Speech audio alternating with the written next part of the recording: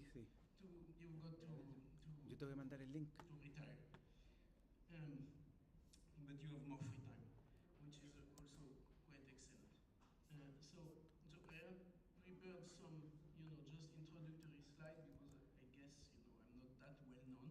So I've been heading a department on biological adaptation and aging for about 12 years. And I was also leading a research team by the name of Integrative Cellular Aging and Inflammation. So this is past time. And I was also deeply involved in teaching in a master program that we set up in Sorbonne University on aging and longevity. So yeah, part of it is translated here. The aging and longevity program introduces the multidisciplinary topic of aging, blah blah blah. And so I've been heading that since 2009, and now I've given up. But more recently, on what might be of interest, maybe not for this audience, but for your students at the bachelor level, is that we recently got an Erasmus program, which is listed here, joining different universities, so up to 5 universities, Auditorio, France, Portugal, Spain, and Germany, and it's an international program, and anybody can apply. And there is more information that you can get, and the application time is open until March 6th this year. So this is a nice program, and as for Sorbonne University, we're involved in the second year of this master program. So I've also been introduced by Professor Avila as the editor-in-chief of Biochemistry. So this is a journal which publishes paper in English, but it's published under the auspice of the French Society of Biochemistry and Molecular Biology.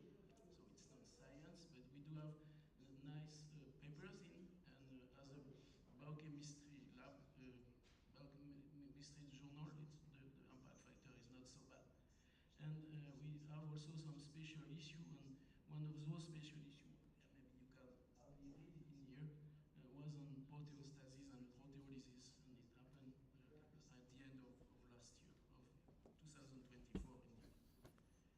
Okay, so now let's go to the main topic, the reason why I'm here in front of you. So what has been shown in the field of aging, that all the theories that have been brought up in the past, so not any of them would explain things, but they may be partly involved. And there were a group of researchers back in 2013 coming up with the hallmarks of aging. That was kind of a parallel thing as the hallmark of cancer. They brought up this hallmark of aging, and in the aging community, there is an agreement that aging is very complex and very interactive. And the reason why I've circled the loss of proteostasis is because that's the one topic we've been involved in for the last years. But there are many other things that are also very important, such altered intracellular communication, genomic instability, telomere attrition, of course, epigenetic alterations, deregulated nutrient sensing, mitochondrial dysfunction, cellular senescence, and stem cell exhaustion. So all those things are taking part in the process of aging, and they do interact also with each other. So another group of researchers about the same time, it's telling you a bit of history, they did came up with hallmark of these pillars. So this one is hallmarks. So the 7 pillars of aging. And actually, again, we were quite pleased that homeostasis was 7 pillars, but also this one, damage, didn't appear as such in this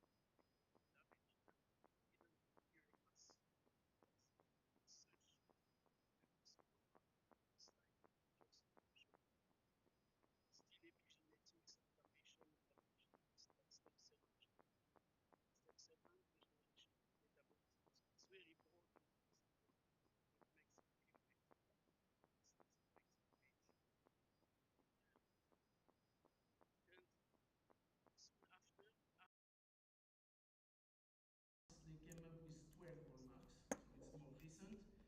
been adding autophagy, which was quite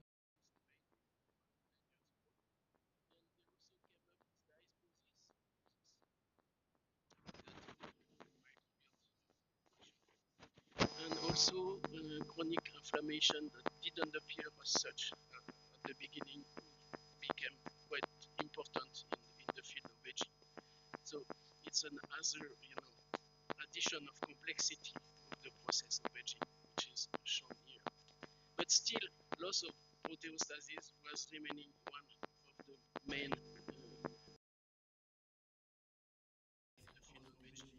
So it's another summarized.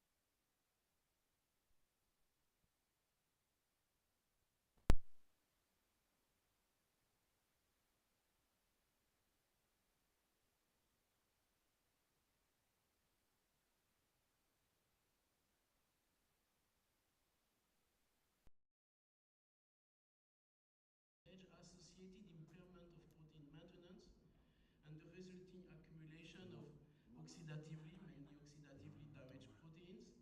So looking at aging on the side of damage, the protein damage, so damaged protein De hecho, degradation, había so we did some work comprado. in the past on proteasome, but also on lung protease, which is sitting in the mitochondrial.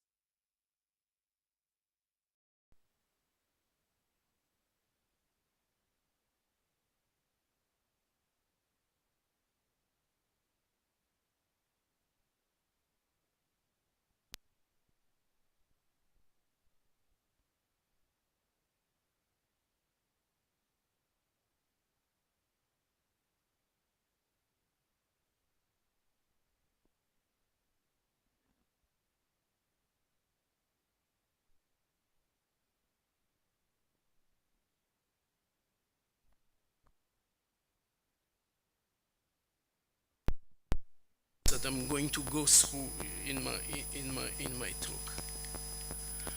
So proteins, they're living a hard life in the aerobic environment. Oxidation is almost everywhere because of oxygen and all these reactive oxygen species.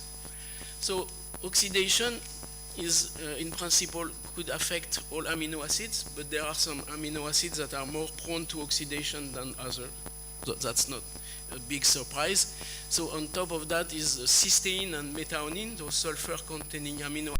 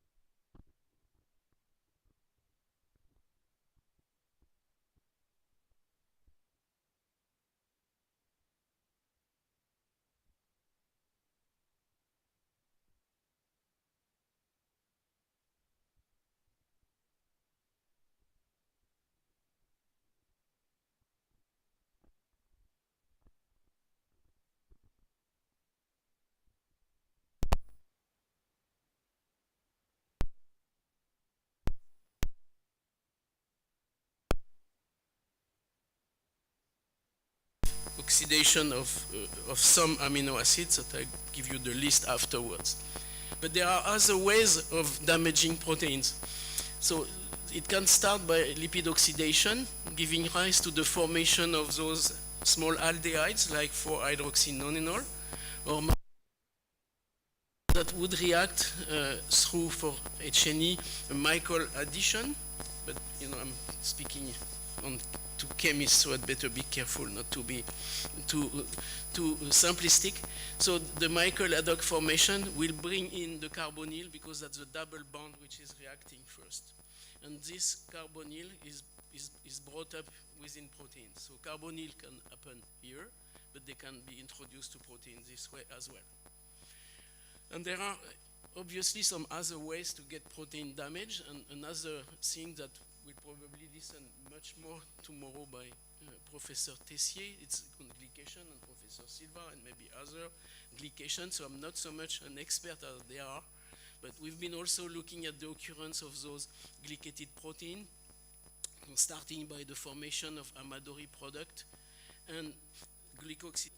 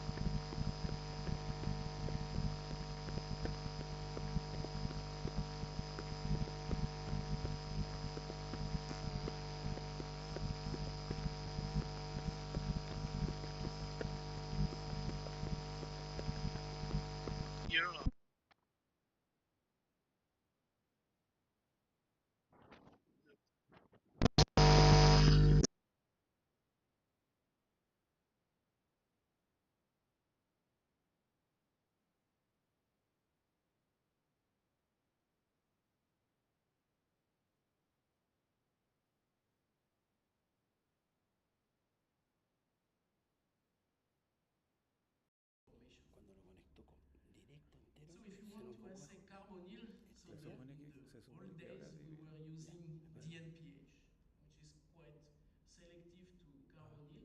So the hydrazine will form the corresponding hydrazone, and this nitrophenyl is the chromophore. So when your protein is turning yellow, of course after removing the excess of reagent, it would mean that you have a carbonyl in your protein.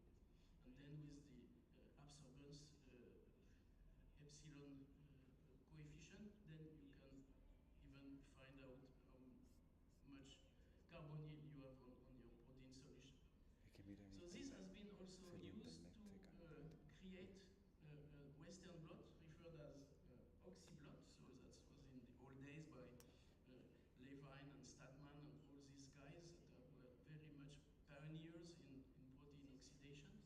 So you would react DNPH as here, and from this adduct, antibodies, commercially available antibodies, that are being used to detect this adduct formation, and then you can amplify the reaction and run either an ELISA or a Western blot to find out what are proteins that are being modified by carbonylation and derivatized by DNP. Okay, so this is an historical slide. So it was back in 2002 when Statman and his wife visited Paris. And here is a bunch of guys, so the 3 best postdocs he has ever had. So I'm just kidding, of course, because we were there. So Louis in his lab from in the beginning of the 90s, 92, 94. So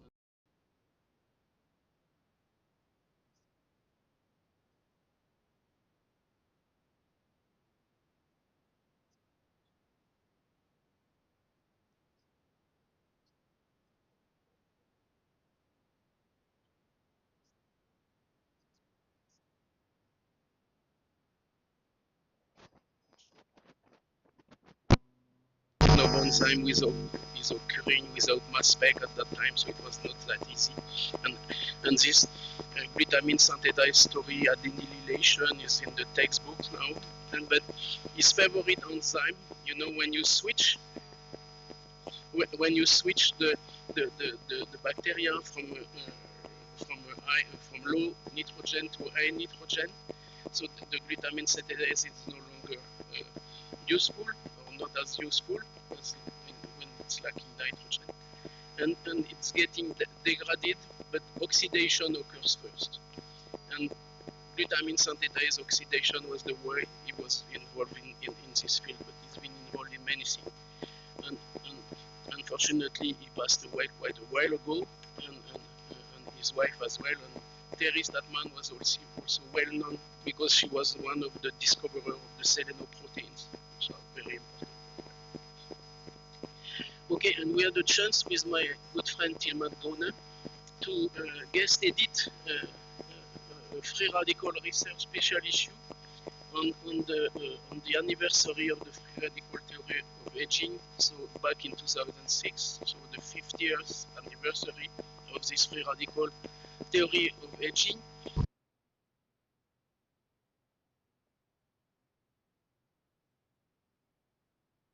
Outdated, but still has some interest.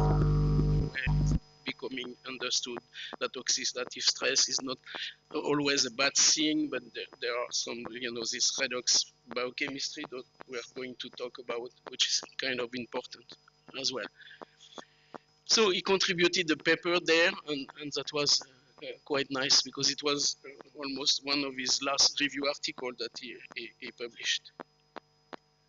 Okay, he also contributed this kind of scheme, so piling up different observations. So in the late 80s, beginning of the 90s, so him and his colleagues, Rod Levine here, so they've been showing that during aging, so it's being plotted as a fraction of lifespan because there are tissues and cell extract from different individuals and different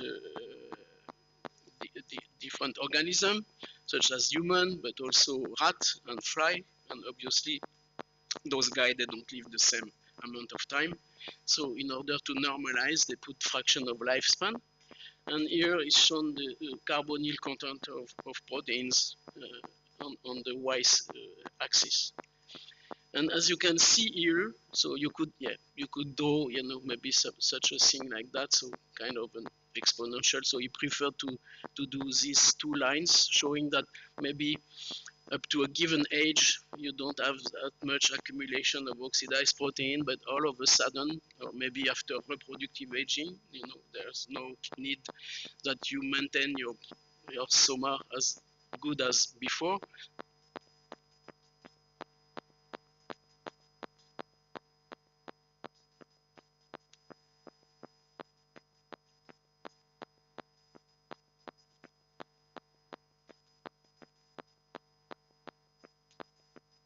So because the variability is quite high, so you can always expect that you would be underneath the curve. So I will come back later on because this is also an inspiring figure. So just to put it together, so we did have an coming up. So this slide used to be black and white, then colorful, and now blinking. I don't know what's going on next. So protein gets native, but then they eventually will be oxidized, glycated, glycoxidized, or conjugated with lipid peroxidation product, and this has been shown to occur and accumulate during aging, but also in other pathological situations. So in a young cell, in a young organism, those damaged proteins, they're easily and readily removed by quality control and proteolytic pathways. So the most involved at the time we were looking at that was the proteasome and its equivalent in the mitochondrial matrix, the lone protease. But autophagy is obviously playing an important role in this process of removing whatever damaged protein. So there is a possibility for repair, but only for specific amino acids such as cysteine and methionine. And this balance is somehow change during aging and replicative senescence. And this is kind of an old paper to illustrate that. So we've been looking at modification of cytosolic proteins upon epidermal cell aging. So we were given biopsies from people of different chronological age and looking at the young groups. So that was kind of pilot study, young, middle age and old. You can see that looking at carbonyl doing this DNP derivatization and oxyblot technology, so you would see that there is indeed some accumulation in the epidermis taken out from old people as compared to young and middle age. So same was also observed with anti-H&E adduct on proteins, and here there is a big increase of those protein in those modified protein in epidermal cells. And we did also see an increase, so that's not the best Western blot you ever seen, so that's why we designed an ELISA, which watch a bit more nicer, and you do see also an increase of all those modified proteins, which was not such a big deal at that time because it was being shown that modified protein would accumulate with age, and that was already reported by Statman and other groups. But what was known at that time was the fate of this proteolytic enzyme. So it's a multi-catalytic intracellular proteolytic system by the name of proteasome. So now everybody knows about the proteasome. That's very important in protein quality control, in many other things. And it's been also involved in elimination of misfolded and oxidized protein. So it's made up of a catalytic core, so that's 7 subunits, so regulatory subunits alpha and catalytic beta subunits that are shown here. So this is part of an even more complicated system, a complex system, because through the addition of the regulator 19S, so it's involved in the degradation of ubiquitin-related proteins through an ATP-dependent pathway.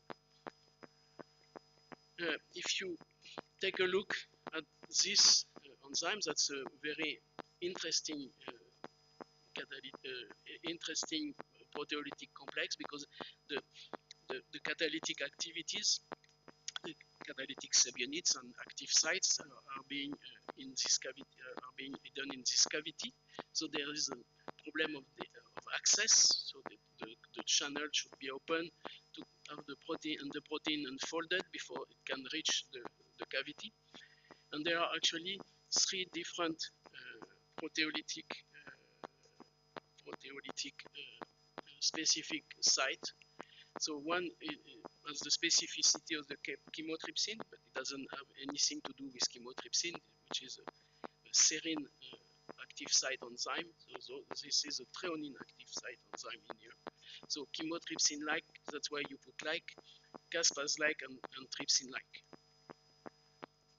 Okay, and when we've been looking at the proteasome activity in our human epidermal cell, so we did see that there was a huge increase of proteasome activity with age, and this was actually quite new, that we could explain by a decline of the amount of proteasome that was present in those cells, and also by some modification of the pattern of the proteasome when we were analyzing it on 2D gels. Yeah. We didn't go too far enough that we could find what were the actual modification of those subunits, but there were some shift in migration that was indicative of some modification of those alpha and beta subunits. So interestingly enough, and that was, the start of the collaboration I had with Professor Silva at the Catholic University in Santiago, so in the good old days, I would say. So he had access to human lens from different donors of chronological age, and we also found that there was a declining proteasome activity, which was also correlated with a declined amount of proteasome in the soluble fraction that we could extract for those human lens.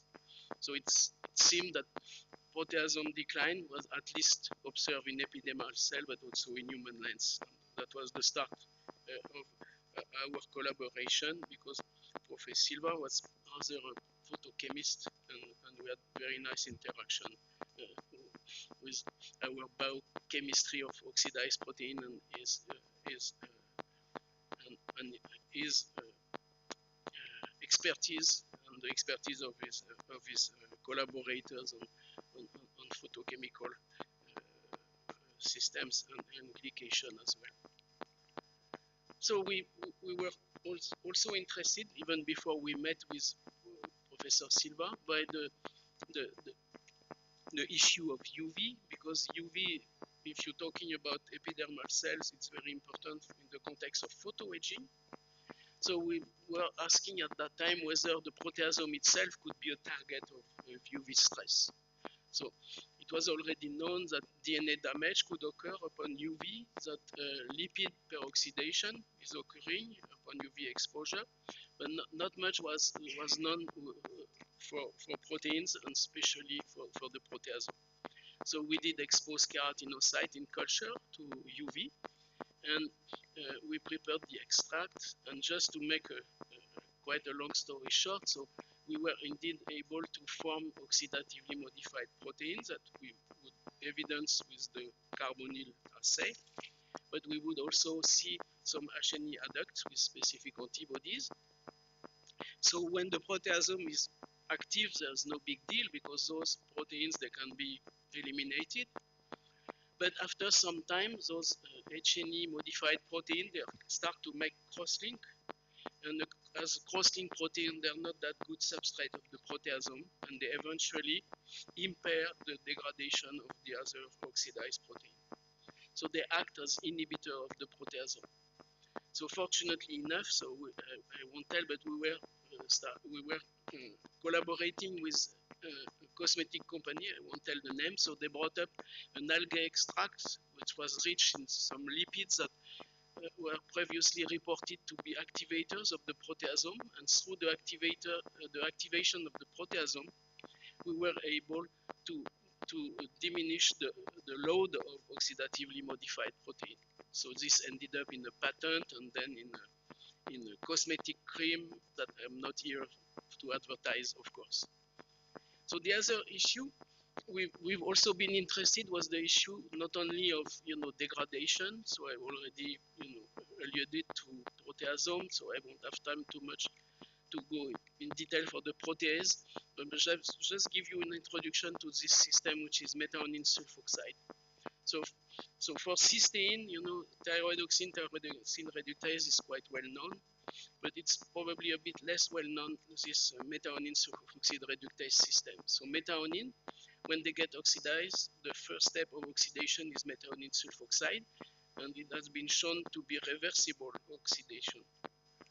And this is shown here. So methionine, when it gets modified by reactive oxygen species, getting oxidized, will give rise to the formation of two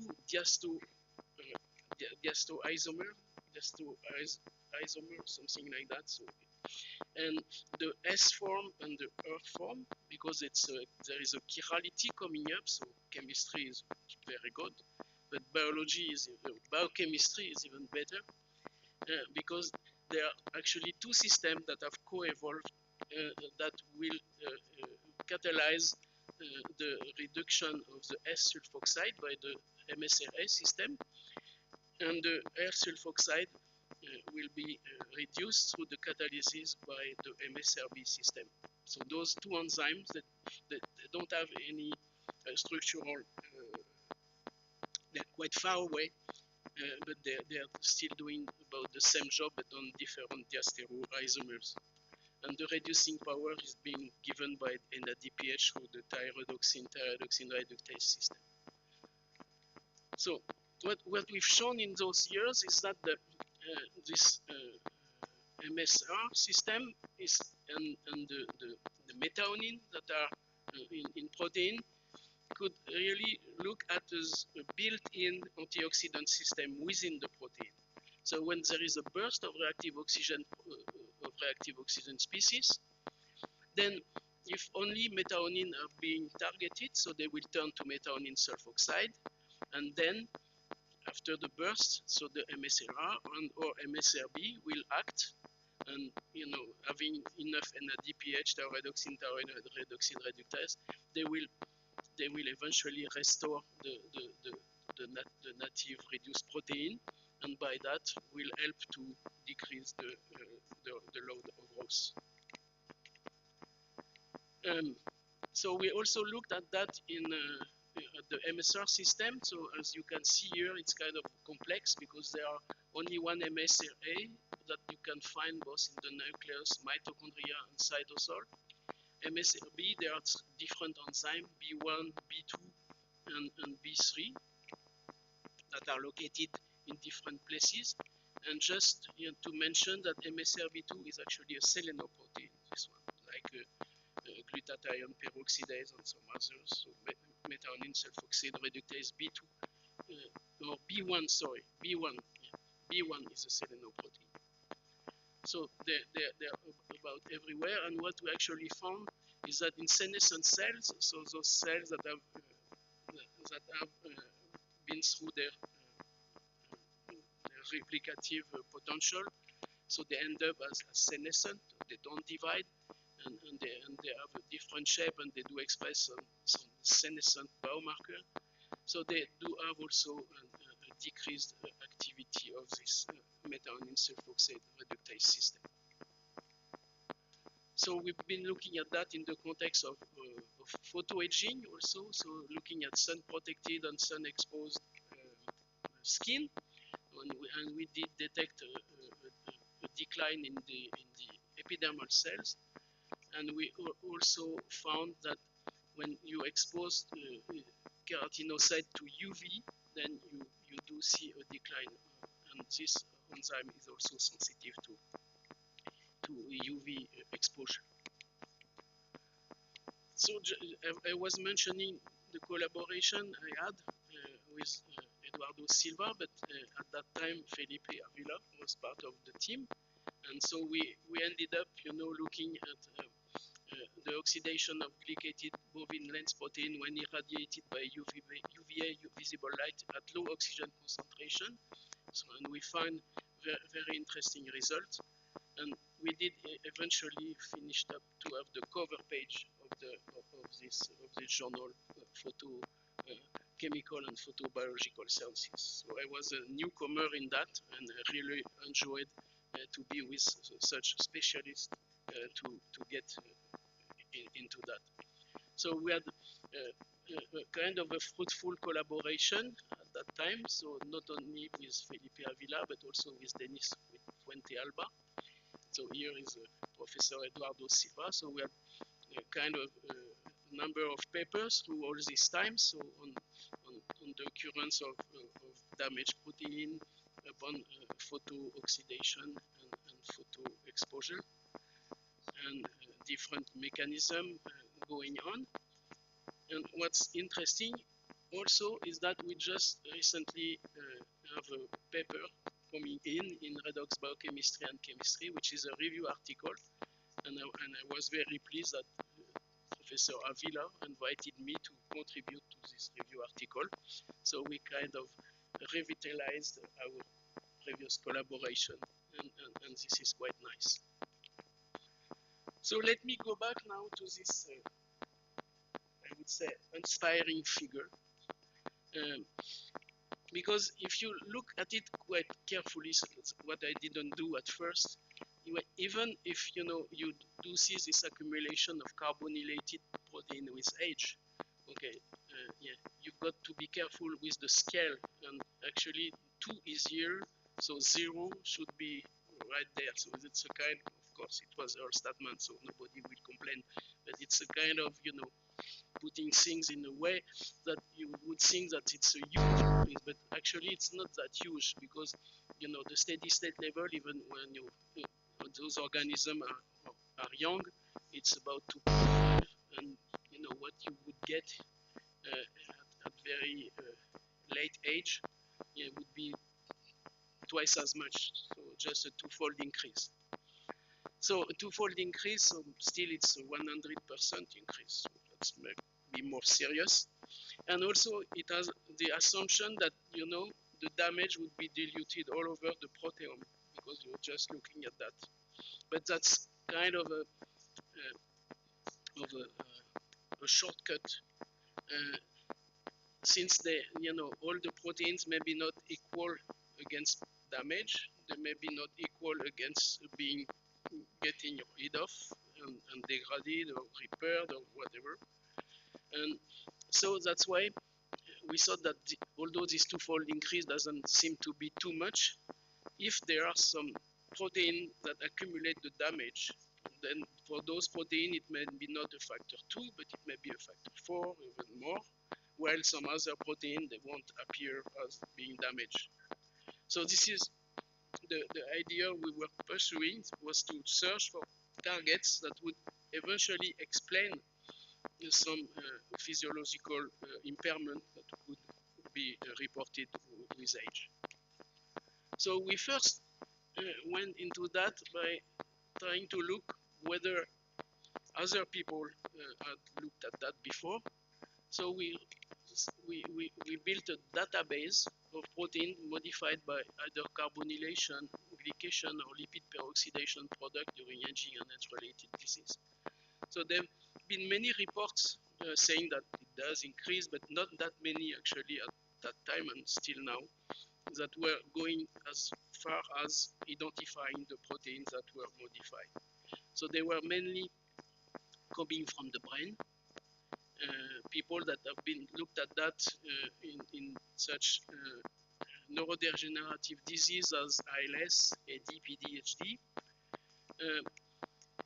So we ended up finding 183 proteins from 42 references, and what we actually discovered is that several proteins were constantly modified in different organ and cellular systems, indicating that at least part of the spectrum of those targeted proteins may be conserved. And actually, when we did compare the proteins we gathered in the database to the protein we had previously evidenced in senescent fibroblasts, where we were looking at that, so we actually found that there were some differences. So in the database, there were less protein from the mitochondrion. So we had many more when we look at that in senescent fibroblasts. But roughly, you know, they were also coming from nucleus, cytosol. And what was also quite interesting to notice is that if you look at the function of those proteins that are targeted by modification, that are staying as modified, so they were belonging to different pathways, such as energy metabolism, so which is coming on top here, but also antioxidant response, protein maintenance, as you can see here, synthesis, folding, and degradation, but also lipid and nucleic acid metabolism, as shown here. So it was significant that those groups were appearing as overrepresented against the other groups. So we did address that in the frame of a EU project.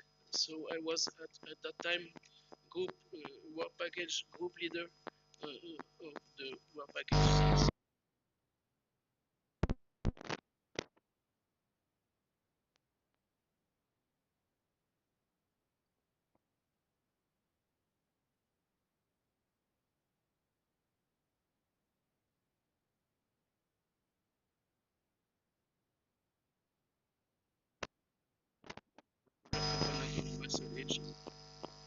So during the frame of this project, we had access to samples from different human samples, different chronological age, so young and old.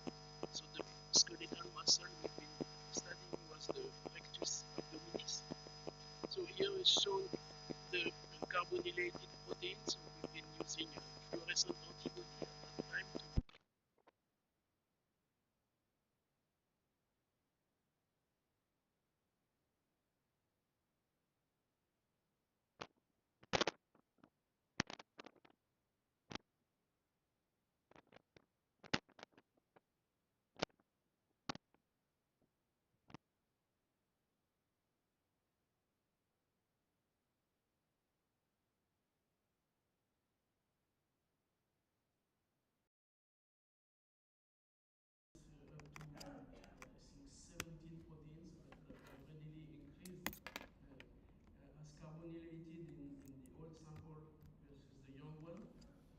and we ended up finding two classes of proteins. So one we refer to ubiquitous protein.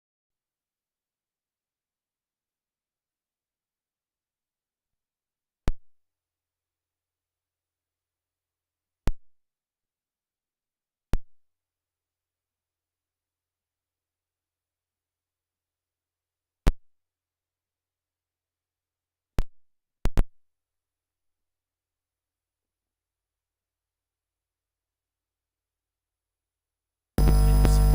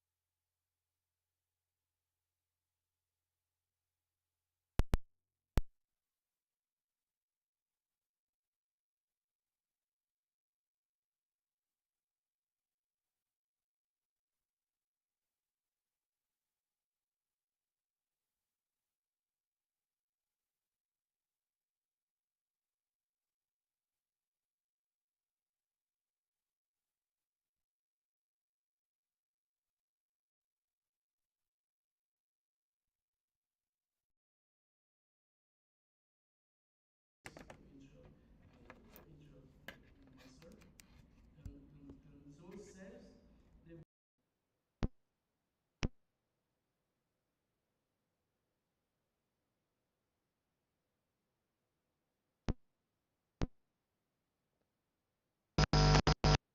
Stress, the result of the oxidative stress is a decreased proliferative capacity. It means treatment in vitro of those cells by H2O2. And when you look at senescent cells, they lose the ability to differentiate.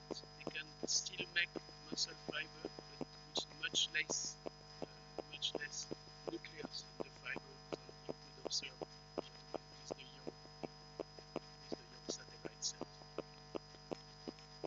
So we were looking at that within the scope of proteasome and damaged protein.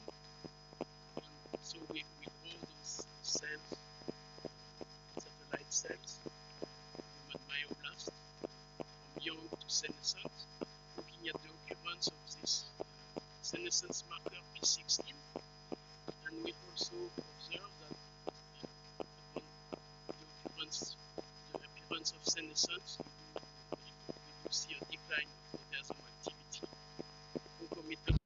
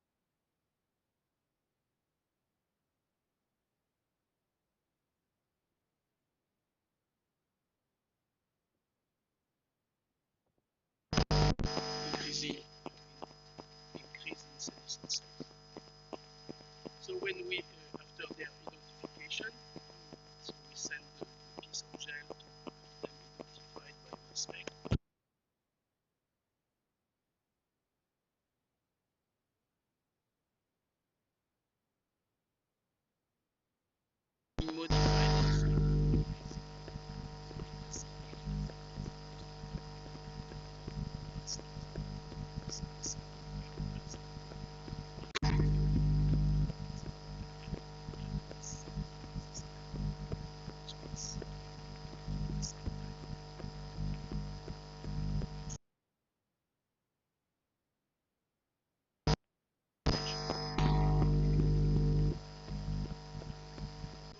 that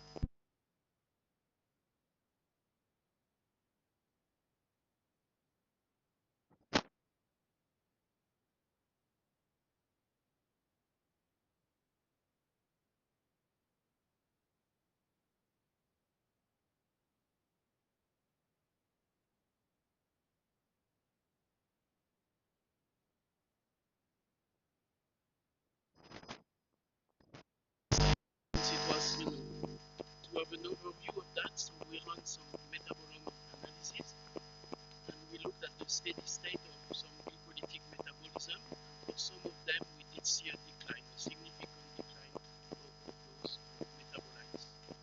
And we also see an increase of NAD+, but no modification of NADH. If you do the ratio NAD+ over NADH, then you see that there is an oxidizing environment chromium in those cells, which is not so much a big surprise also.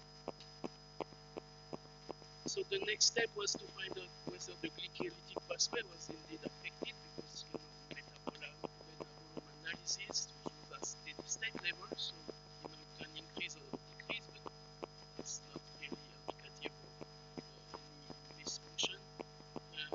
So we've been doing flux experiment with C14 glucose and look up at the production of CO2.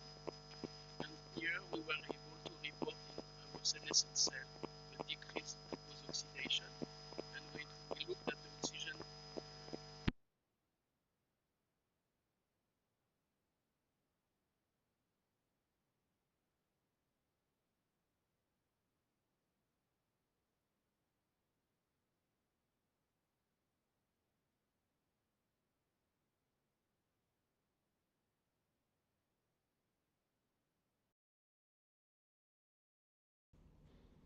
So going on with those metabolite analyses, we did see a decreased level of long-chain fatty acid and the occurrence of acyl-carnitine derivatives.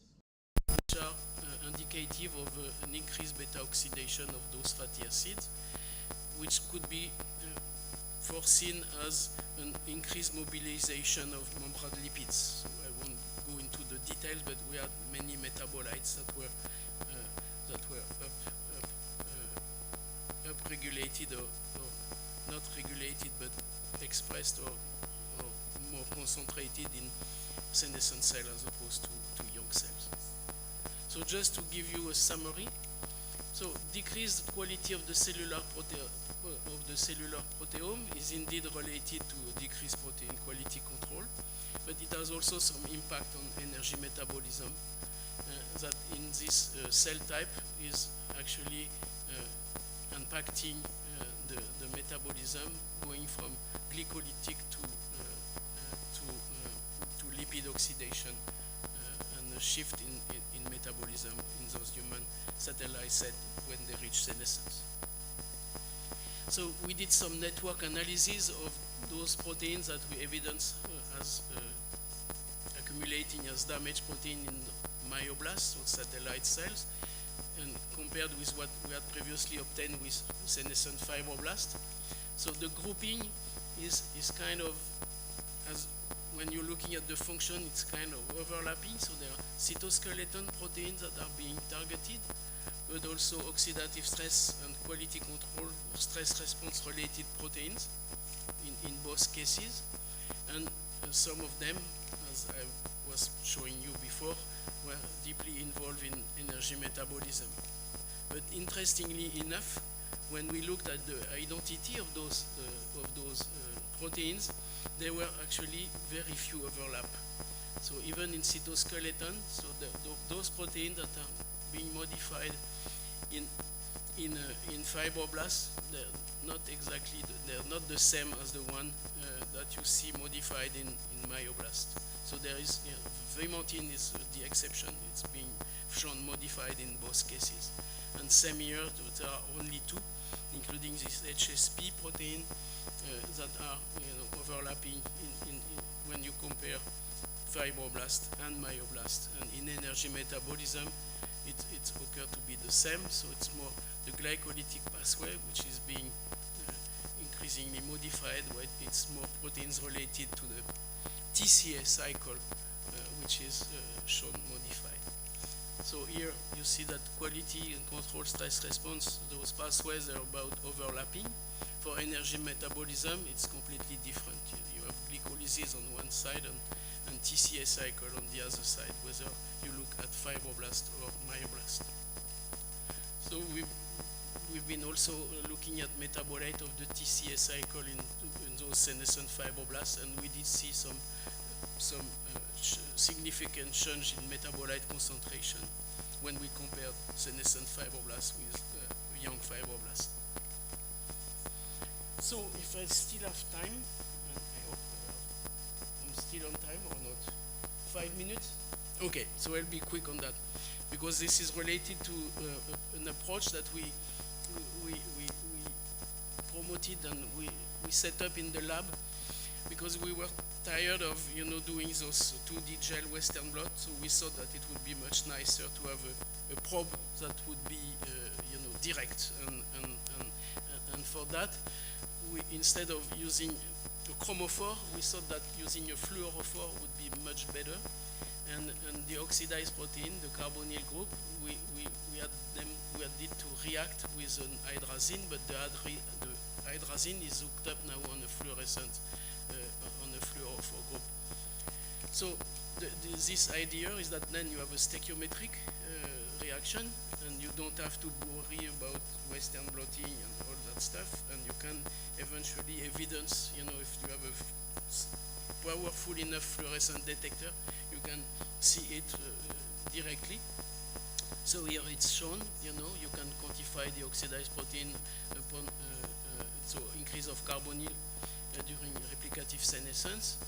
So we could adapt the 2D DIGE technology for protein expression for protein carbonylation, so which is shown here. So I'll be very quick on that. So that's the many advantages we found, and it turned out that we use this kind of approach to start a company, Oxyproteomics, back 10 years ago, and the company is still going on quite nicely.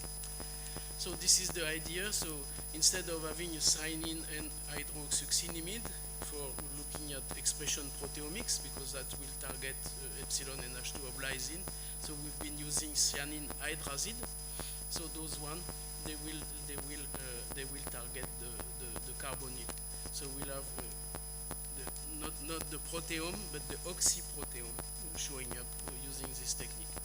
So this is shown here. So we can still label the protein with the hydroxysuccinimide to have the total protein in green and the carbonylated protein that will show up in red. So interestingly, just, for instance, you have a trend of spots here, so from green to completely red. So, and when we did analyze by mass spec, that was the same protein. So there is a shift in pH, because when protein is getting oxidized, you don't add a negative charge, but you may remove a positive one, and then it will go to the acidic side of the gel. So we validate that for UV. So when you irradiate, for instance, reconstituted epidermis, you can see the occurrence of oxidized carbonylated proteins that you could evidence this way. So we've been involved in collaborative work. So this one was something related to nutrition and the loss of fat and increase of sperm quality. So you have in the seminal fluid, you see much less carbonylated protein in here after the diet than you see in here. Okay, these are controlled total proteins. So we've also been involved in some studies where we were looking at specific modification in mitochondria, and we evidenced some mitochondrial protein that were getting oxidized in those cancer cells. So for oxyproteomics, so we've been looking at skin, because skin there is an important place to act as a company and to get money out of that. So So the idea was with an LC proteome, you have LC living and LC aging, but there are some aggression, pollution, UV, etc. There are some, so that's external aggression, but there are internal aggression. They eventually result in oxidative stress, inflammation, and the buildup of an oxyproteome that is worth to be looked at. And actually, the occurrence of oxidized protein has been correlated with skin dehydration. So there is a nice correlation, impaired barrier function, and also decreased elasticity and firmness. So this proteome readout, may reflect this kind of things. So not only they've been doing oxyproteome assessments through 1D or 2D gel, but they've been also starting some nice imaging studies. So in situ visualization of carbonylated protein on skin slice. So here, so you can look at that at the stratum corneum level, the epidermis or the dermis level. So, and here I'm showing just you an example of some studies that they've been doing. So the idea was to expose sensitive human skin explant to different things like urban pollution or UV, and in the presence or in the absence of an antioxidant, so reported so-called antioxidant molecule, but which the 5-octanoyl salicylic acid, but which is actually doing much more than that. So, and indeed you see that okay, in the basal condition you don't have that much oxidized. So here you have a lot, and here you have less. Okay, so when they did some PCR experiment on specific enzymes that are under either the NRF2 or that belong to autophagy pathway, they were able to show that the NRF2 pathway was indeed stimulated by this C8 salicylic acid, and there is also an increase of LAMP2A, which is showing up an increased autophagy pathway. So this is just a summary slide showing that this octanoyl salicylic acid is actually acting through simulation of the NRF2 pathway and also on the chaperone-mediated pathway, both of them contributing to the elimination of those carbonylated proteins. So we did also some collaborative experiments to try to find new probes that would be more useful to detect those carbonylated proteins. So we actually hooked up hydrazine to body P, and those body P, they are a little hydrophobic, and so they have nicely reported contributions. But here they've been functionalized with an hydrazine, so they are specific. They are meant to be specific to carbonylated protein. So what we found here, but I'll be very quick, is that our probes that were as efficient or even more efficient than the commercial probes that we have been using before. So yeah, we can highlight carbonylated protein, as good as what we had before with the commercial things. So both in 1D gel, in 2D gels, but also by fluorescence microscopy. So we could evidence those carbonylated proteins showing up on those slices of cells. And what we actually found quite interesting is doing fluorescence accelerated cell sorting. So when you incubate cells with those compounds, they hardly get in for the commercial probe, but in the case of those probes that we set up with body P hydrazine, they would enter the cell, and the profile is looking pretty much the one as you observe with permeabilized cells. So you don't even need to permeabilize the cells to get the probe getting into the cell in those live cells that you can sort out with fluorescence accelerated cell sorter. So I think I'm done. So I just want to mention that I would not be in front of you if I had not people working in my team, obviously. So doc, postdoc, colleagues and technicians, and also through the collaboration I had during all those years, the EU project I've been involved, and the networking also and at the international or national level. And I again advertise for this brand new master in biology of aging that got the Erasmus label of Europe. So we can give money for master students to come and study with us. There are not that many openings, but there are enough to apply. So, and again, thank you for your attention.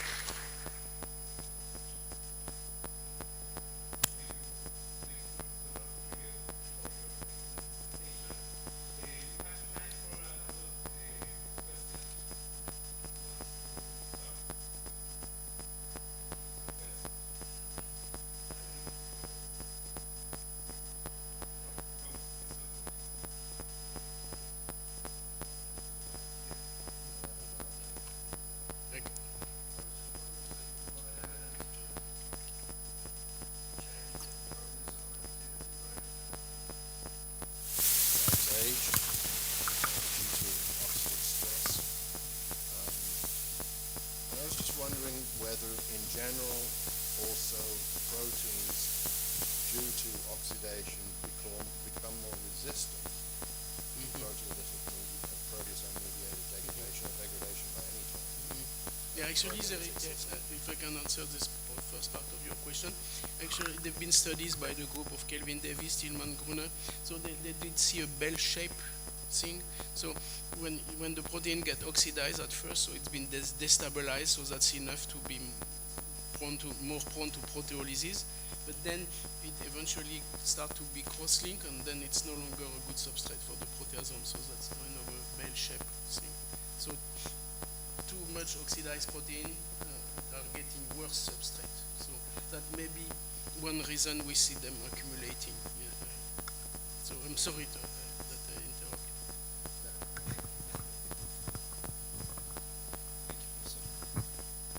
There is another question. Yes? Okay, thank you very much. You show us that in a very long time period, you can see these changes very nicely. What happens in conditions where the time frame is shorter, like for example pregnancy? Have you ever read or considered to study these kind of changes in a no elder person, but in an accelerated elderly, you know? And that's one example. And the other thing is what happened with obese patients, for example, which are supposed to be having an accelerated process of aging. Do you think you can see that, or those changes that you are showing here in these kind of conditions? Yeah, I don't know many examples of that, but it would make sense. And there've been also some studies, but mostly on model organism, when those oxidized proteins, they can be cleared, okay?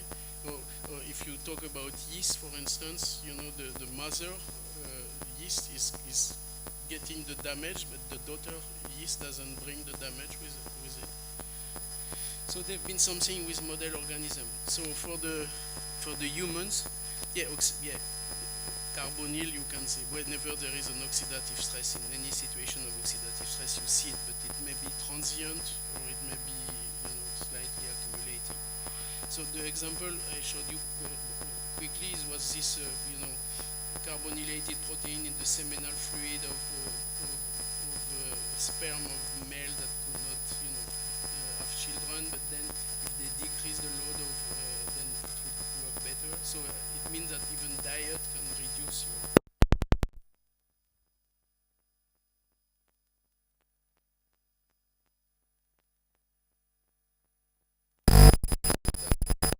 So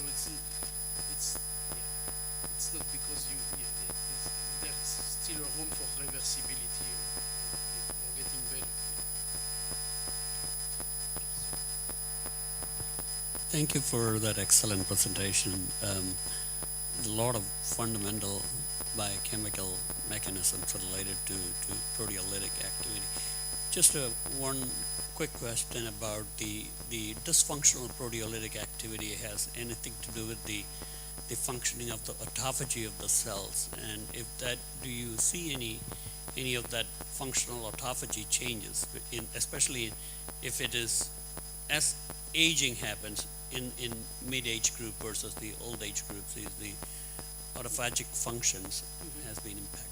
Yeah, I think we didn't touch upon that, and that was probably a mistake because we were proteasome oriented to start with, and then we diverged to some other things. But true enough, this autophagic pathway is very, very important, and there have been many reports, the mTOR and all these things saying that, that's part of the thing. So both even mitophagy and all level of autophagy, from CMA, chaperone mediated, to mitophagy.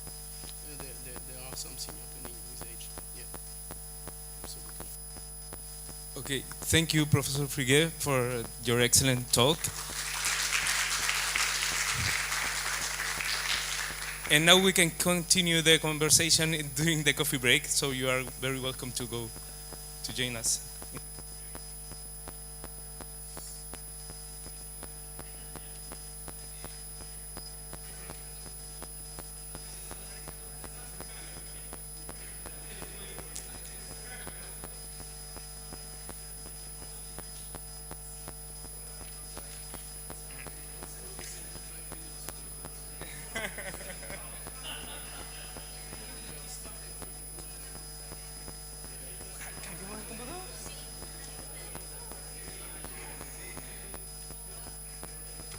Pero viene, parece que viene el profesor. Sí, viene la Ya. A ver, veamos. La tengo, si quieres la veamos. Acá.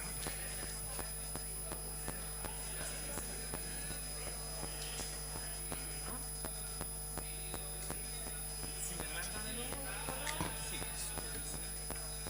Sí, primero me lo pueden enviar por correo si me actualizó. Y durante el almuerzo yo puedo tomar. Sí. En la mañana, esa sí, esa la cargué. Ya, no hay otra. No, en la mañana la cargué. Sí.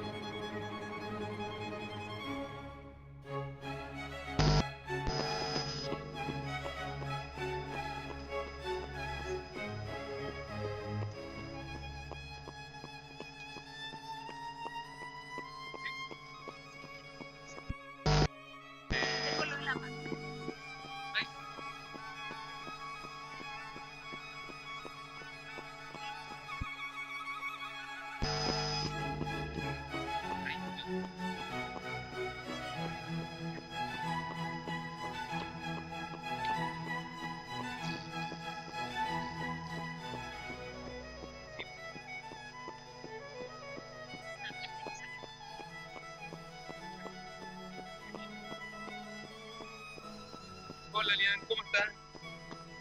Bien, también, gracias.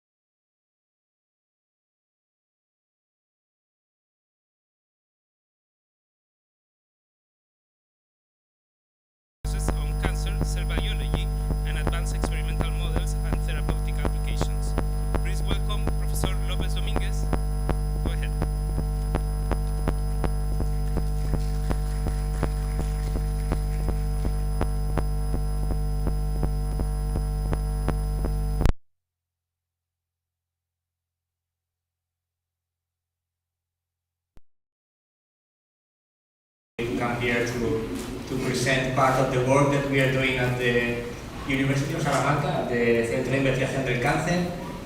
Although most of the work that I'm going to show today was performed in my previous lab in a postdoctoral stay with Manuel Serrano at the IRB Barcelona. I'm going to talk about, I'm going to show all unpublished data, and I'm going to talk about the metabolomics and potential biomarkers of cellular senescence. But first, I would like to give an extended introduction on the topic that maybe also Monica will appreciate, so she doesn't have to do it and she can just present her data. So the story starts with this person. He was called Leonard Hazlitt. He passed away a couple of years ago, only at 90 years old. And if you don't know him, this is the guy that basically invented tissue culture as we know it. This is the guy that said, what if I take some cells and I put them in liquid nitrogen to keep them there, and then will they survive if I take them out of the liquid nitrogen? This is the guy that said, what if I put the objective below the plate in the microscope so I can look properly to the monolayer of cells. He's a true pioneer. And in the 50s, in the late 50s, he was trying to answer a very essential question that still was partially under debate, which is whether normal cells that are not tumor cells, cancer cells, can or cannot divide indefinitely. And today it's a very naive question from our point of view, but at the moment it was very important, and the implications were important, because if cells can divide indefinitely, then why do we age? Or why don't we develop more cancer? Or why can't just the body resolve all the problems by producing new cells and prevent age-related diseases? But if cells cannot proliferate indefinitely, then the question is even more dangerous, more dramatic, because how can we be here when we are the result of 2,000 million years of cell divisions, of uninterrupted cell divisions for 2,000 million years, one after another? So he started doing tissue culture with human fibroblasts, and he came to the conclusion that indeed untransformed normal diploid cells had a limit in the number of duplications that they could undergo. And only by bypassing some kind of mechanism of control, by undergoing continuous transformation, they could keep growing indefinitely. And he termed these cells that just stopped dividing and stayed there in the culture senescence. And he made 3 statements about them, and I don't know why I don't. 3 statements. The first one was that the cells looked different, strange, old, he said. He understood that whatever was happening to them could be maybe the cellular reflection of the organismal aging process. So this had to do something with aging. He didn't know what. The second one was that whatever mechanism was making the cell stop had to do with cancer. And the malfunction of this mechanism would probably be a way of promoting cancer. So this was important for cancer. And the third statement, which is almost prophetic if you think about it, in the 60s, in the early 60s, when he published the results, was to propose a mechanism of how this could be happening. And he suggested that, well, you know that when cells are going to divide, first they have to basically duplicate all the essential components, for example DNA, and reach an even size so that the daughter cells have all they need to continue the cycle.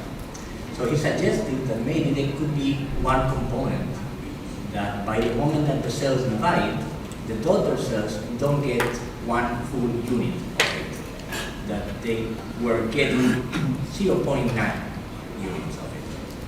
And in successive divisions, then that the component could reach a critical threshold below which the divisions were just not possible, and then the cells entered a cell cycle arrest.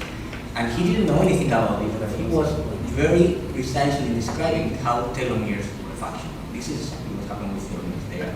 They keep shortening and shortening until the moment that the exposed end of the chromosomes trigger a DNA damage response that makes the cell enter the senescent cell cycle arrest. And he published the results, and the thing is that for 25, 30 years, not a lot of attention was paid to the process, because we couldn't be sure that this was happening in people, in old animals, in old people, because we were not able to locate these cells. We had no valid biomarkers to know whether these cells were happening in vivo or this was a kind of cell culture artifact. Judy Campisi at Berkeley and later at the Bach Institute was one of the very few researchers that, let's say, kept the flame alive for the field and was adamant that this was relevant biology for human disease and aging. And in 1995, there was a researcher in her lab that was called Bertrand Dimry, and he was doing some experiment, and there was you know probably a method to quantify expression of a given gene using the galactosidase promoter, and then you analyze whether the cells are turning blue or not, and that tells you whether they are expressing the gene of interest. And he was doing an experiment, and one morning he went to the lab and took the plate and put it under the microscope and checked whether the cells were blue or not. And they were blue, indeed, the experiment worked. But he looked at the cells, and they were strange, different to what he did. And he looked at the name of the plate, and it wasn't his plate. He took the plate from someone else in the lab that wasn't doing that kind of assay. And he asked this person, I said, what do you have in this plate? It turned blue when I did the assay. And he said, well, I just have normal senescent cells. So this way, by accident, it was discovered that senescent cells have a huge enlargement of the lysosomal compartment that made them have a lot of beta-galactosidase activity, and that way it became possible to detect them. So rapidly they took human samples from young and old.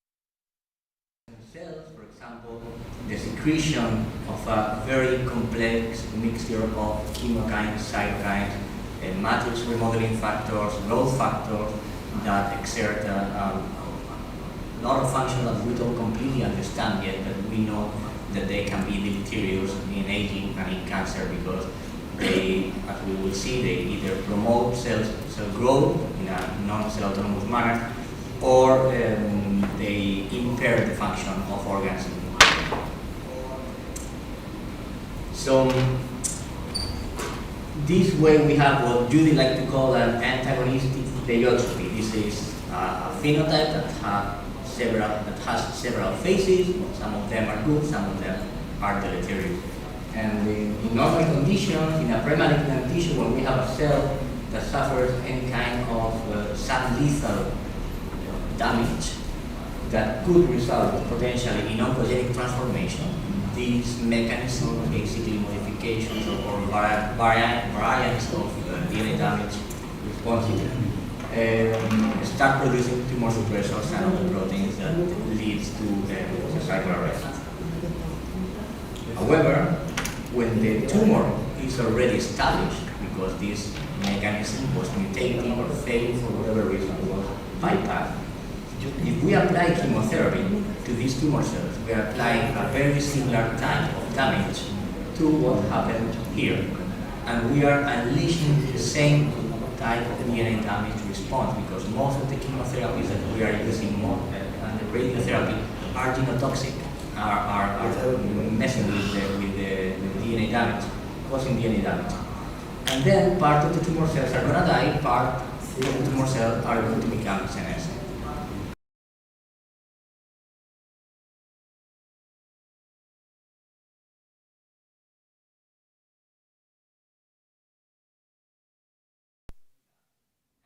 Can be deleterious for many other reasons. For example, by contributing to the activation of the immune system and recruiting immunosuppressive cells into the tumor microenvironment.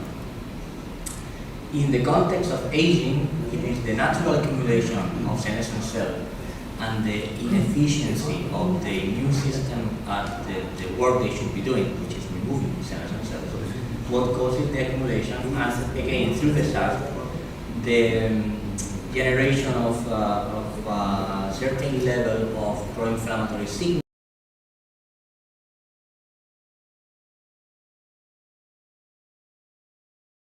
Age-related disease. So, what we want to do with these cells in the field is basically eliminate them. But in good detective movies, to eliminate the culprits, you need first learn to understand it, what is happening there, and primarily what you need to do is to find him, or to find where these cells are hiding. So this is not trivial because currently in the field what mainly we do is we take a chunk of the tissue of the tumor and we look at whether there is beta-galactosidase activity, P21 expression, P16 expression. But biopsies normally are not available when you need it, and you cannot be taking biopsies longitudinally of any patient. That's not realistic and is very complicated to do even for clinical trials. So what many people is doing is taking blood samples and measuring the SASP factor. All these cytokines and chemokines that are circulating in the system. The problem with these chemokines and cytokines is that if you look at them, they vastly overlap with what the immune cells are secreting and with what other cells are secreting. So it's impossible to know, first, where in the body these secretions are coming from, and second, which cells are mainly contributing. So there are a lot of confounding factors. You can show it, you can make a point with it, but from there to proving that it is senescent cells that are doing this, and that it's senescent cells that you are removing with your senolytic treatment. The senolytic drugs are the drugs that are being designed and used specifically to kill senescent cells and not other type of cells. It's very complicated to get to the point of demonstrating whatever. So what we try to do is to find metabolic biomarkers that were inside the senescent cells and then find a way to locate these senescent cells in the body, in vivo, using this information. And not only metabolic biomarkers, but other intrinsic features of senescence. And I'll show you how we did it, how someone told us to do it, to be honest, because we had no clue of how to accomplish this project. Senescence can be a variable phenotype. Different cells have different SASPs, secrete different molecules, and to be comprehensive, we decided to use murine cells from mice and human cells. We decided to use murine cancer cells like B16 melanoma, SKML147 human melanoma, IMR90 human primary fibroblasts, and mouse embryonic fibroblasts, and we use 3 different types of senescence induction, palbociclib, irradiation, and doxorubicin to try and have a comprehensive view of what was happening. We induced senescence and evaluated the senescence phenotype at 7 days, 10 days, 14 days, depending on the cell type and how we had it optimized to make sure that the senescence phenotype was fully established. You know, this is a progressive phenotype over at least a week before you can actually evaluate what is happening. The unbiased metabolomics was performed in Valencia by our collaborators in La Fe Hospital, and we discovered, this is distracting, I'm going to tell you first, we discovered that among the around 200 metabolites that we could detect, and the changes that we were observing, there were two main pathways that were altered. The first one was the methionine cycle and sulfur amino acid metabolism. What you're seeing here in the left part is the result of the metabolomics. You have the name of all the metabolites, you have the different cell types, how they were changing in each of them. The yellower or greener, this metabolite is going up. The larger the cycle, the more significant the result is. So we see that there is a coordinated increase in some metabolites.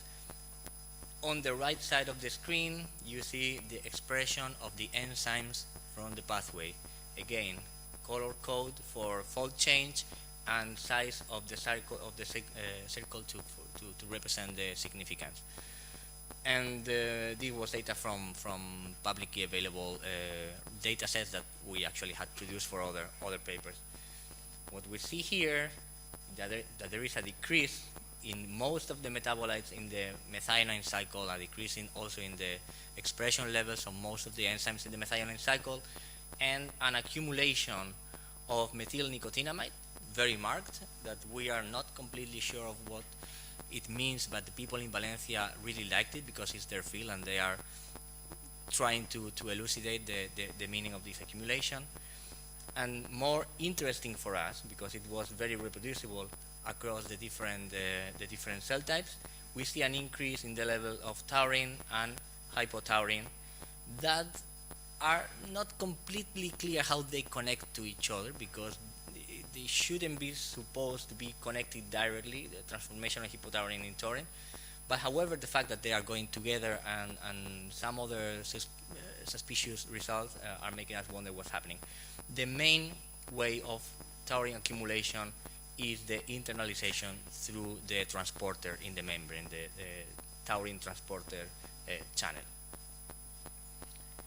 The other pathway that was very markedly changing was pyrimidine biosynthesis, and this was very intuitive because these cells are arrested, so they don't need to produce more nucleotides, so they basically kill the whole pathway. If you look at the early metabolites in the pathway, the dihydroorotic acid and orotate, everything is down. Interestingly,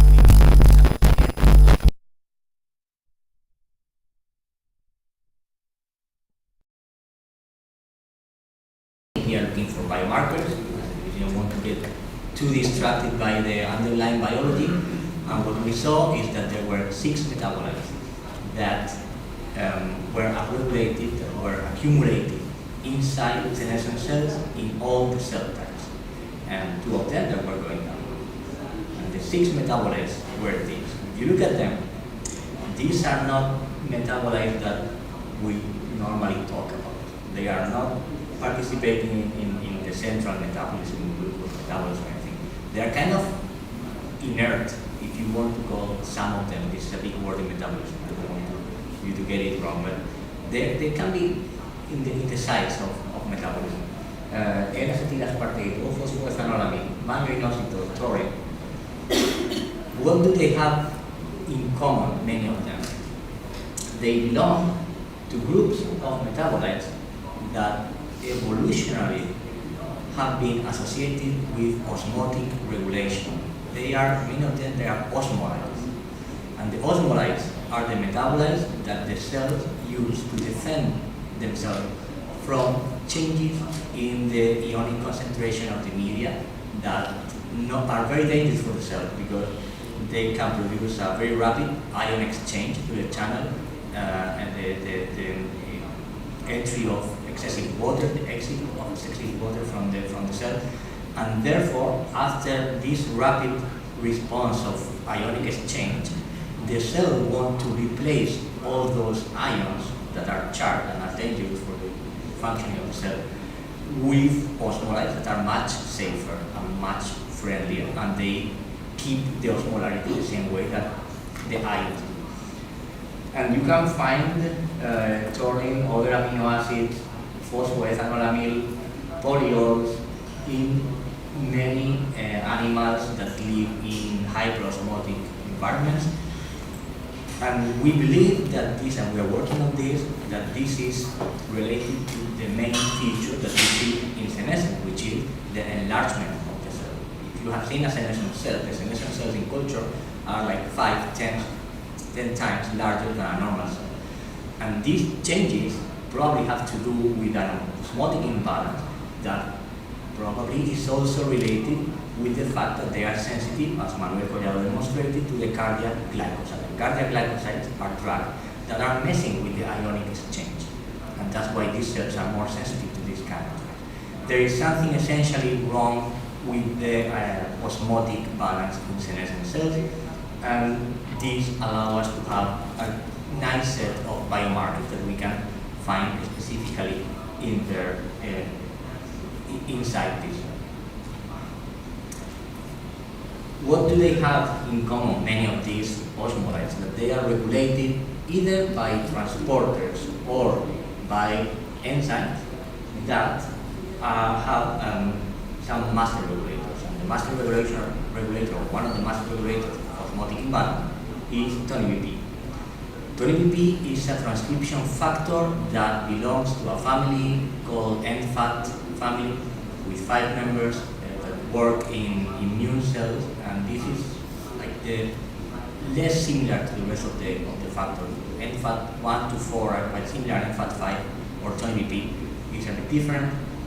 And interestingly, many of the stimuli that regulate 20BP function in many cells are found in the context of senescence, reactive oxygen species that we were seeing in the previous talk, membrane depolarization, P38 signaling, DNA damage, all of that regulates 20BP. 20BP is regulated in many different ways by internalization to the nucleus, expression, phosphorylation, and many other layers of complexity. That grabbed our interest, and we wanted to explore 20BP. We were really excited about this potential key player, but this is one of the hard lessons that you learn in new projects you are starting. We decided to study with a time course how 20BP was changing in senescent cells, and other of these enzymes are regulators of internalization of osmolytes, how they were behaving. So we induced senescence in SKM melanoma cells by doxorubicin treatment or by irradiation, and we were doing measurements at day 1, 3, 5, and 7. This is P21 expression going up as expected, and in both cases, 20BP expression is increasing. I'm not showing it here, but the 20BP accumulation, it's also accumulating into the nucleus to exert the transactivation, expression regulatory role that is expected from it as a transcription factor. And we also detected the increase in the regulators of the levels of the other metabolites. The taurine transporter was increasing at day 7, the expression, and NAT8L is increasing. NAT8L is the only enzyme, allow me to go back for a moment, that produces N-acetylaspartate, okay, from aspartate. I'll show you later here. It's the only enzyme that is able to direct aspartate to N-acetylaspartate. We had the idea that maybe there was a biological mean for this accumulation of acetylaspartate, and is that maybe the aspartate pool in the cell was being depleted, and that was contributing to the arrest of the cell because of an inhibition of the pyrimidine synthesis. Apparently, well, in fact, N-acetylaspartate increases from almost undetectable levels in non-senescent cells to very appreciable levels. So there is a lot of aspartate being redirected into this pathway. And we decided to knock down the enzyme and see what was happening. And we basically eliminated the expression of NAT data with a siRNA. Interestingly, nothing happened. And, well, you have to show negative results as well. And apparently this is a less interesting pathway than we expected. What was happening here? What do we think was happening here? So there was an excess of aspartate that was being generated to begin with, so they were not depleting the essential pool of the cell. Probably what was happening here is that, as we know, senescent cells use a lot of glutamine for energy obtention. Actually, if you eliminate some particular glutaminase activities, you kill the senescent cell preferentially. So all this glutaminase activity was producing a lot of glutamate, which is one of the metabolites that we detect inside some of the cells, particularly ischemic cells.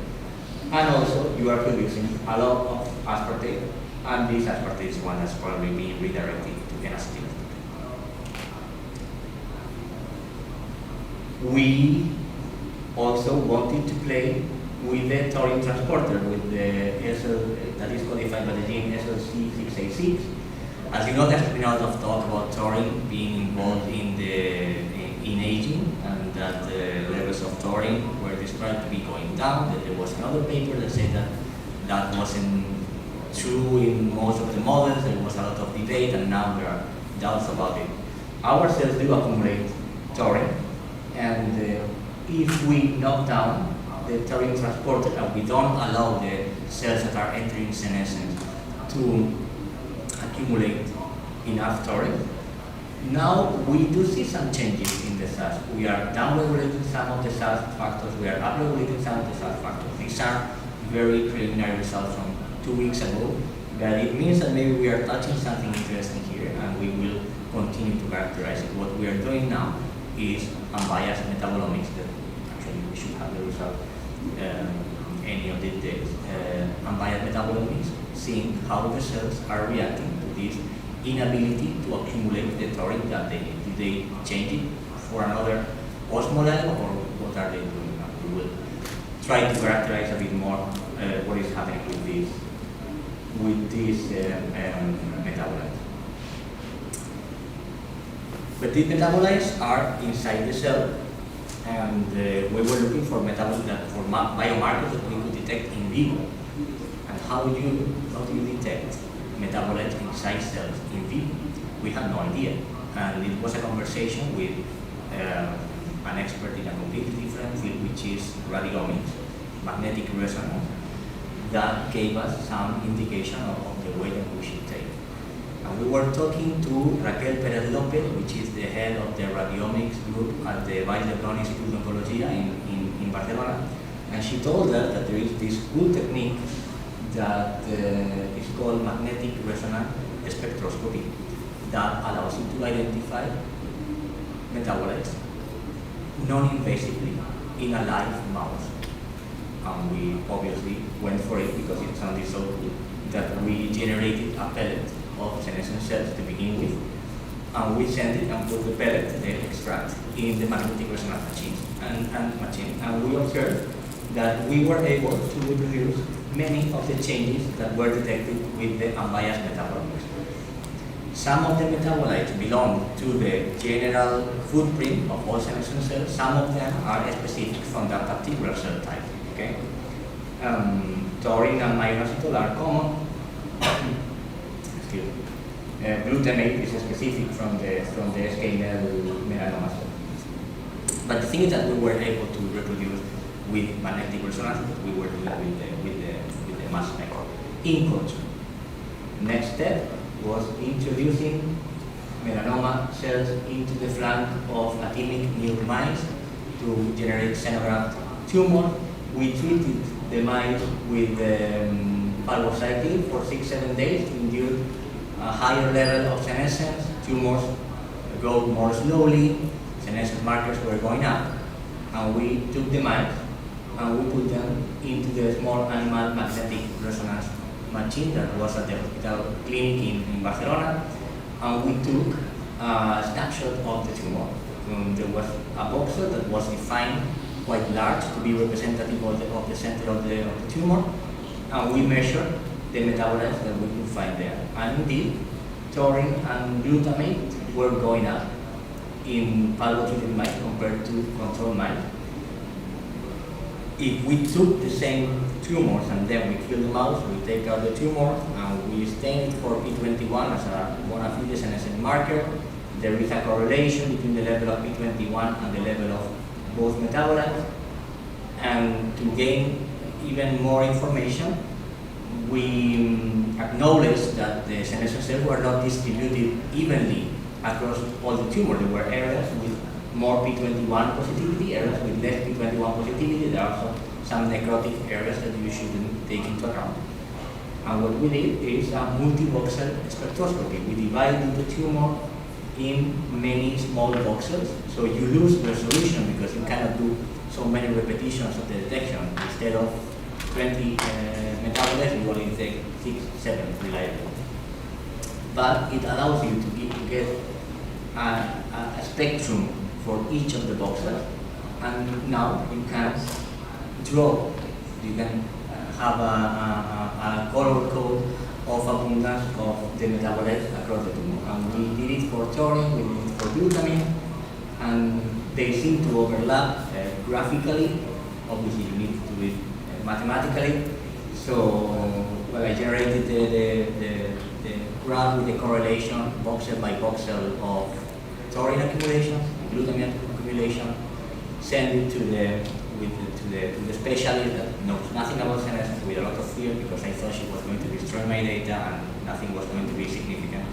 But indeed, what she found is that after cleaning the data, there is a very high correlation between where is the taurine and where is the glutamine. So we need a bit more demonstration, but it looks like we are being able to detect the areas of the tumor where senescent cells are enriched in live animals. These are ex vivo tumors, okay? This level of detail in mouse is impossible to do it with live animals because they are breathing and they are moving slightly, and therefore you don't have the resolution to accurately say where there is one voxel and the other. And I told you that not only the metabolites can be useful for this non-invasive detection of senescence, but also other intrinsic features that are even easier to detect. The magnetic resonance spectroscopy is a technique that takes too long for asking, for example, realistically for a clinical trial. No clinician is going to tell the patient to stay for 15 more minutes in the magnetic resonance machine because we want to see if the tumor has more glutamine or more taurine, realistically. But with the current protocols of normal magnetic resonance, in 5 minutes, 10 minutes, there are other things that can be detected. And one of those things is the iron content in the tumor. And it wasn't me, it was a lab mate in Manuel Carrara's lab, Mate Mouse, recently published that senescent cells accumulate a lot of iron, and that this iron homeostasis, this regulation is important for fibrosis and for the establishment of senescent cells and the cell non-autonomous effects of senescent cells. And iron is one of the things that we can detect both in histopathology and by magnetic resonance very easily. So what we did is that we generated another cohort of xenograft mice, and we treated them, we didn't treat them, or we just grew them with low doses of palbociclib and with high doses of palbociclib. And we saw a trend towards more accumulation of iron, both by magnetic resonance and by histopathology. And we have a PhD student in Barcelona that can do very cool things, and he was able to align the images and to compare with bioinformatics the images and machine learning, the images from both sources in order to align them and to establish correlation. And we did this for several other parameters, like for example cell size. I told you that senescent cells are much higher in culture. They are also much higher in vivo, and you can see that very easily.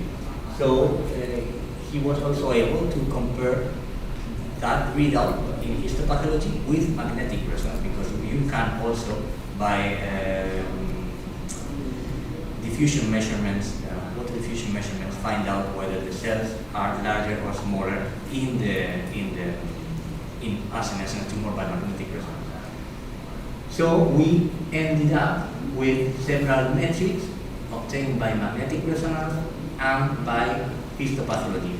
And if you align them and compare them, you can generate a senescence score that you adjust with bona fide senescence markers like P21 or PDL2 in our case, that is working very well in human cells.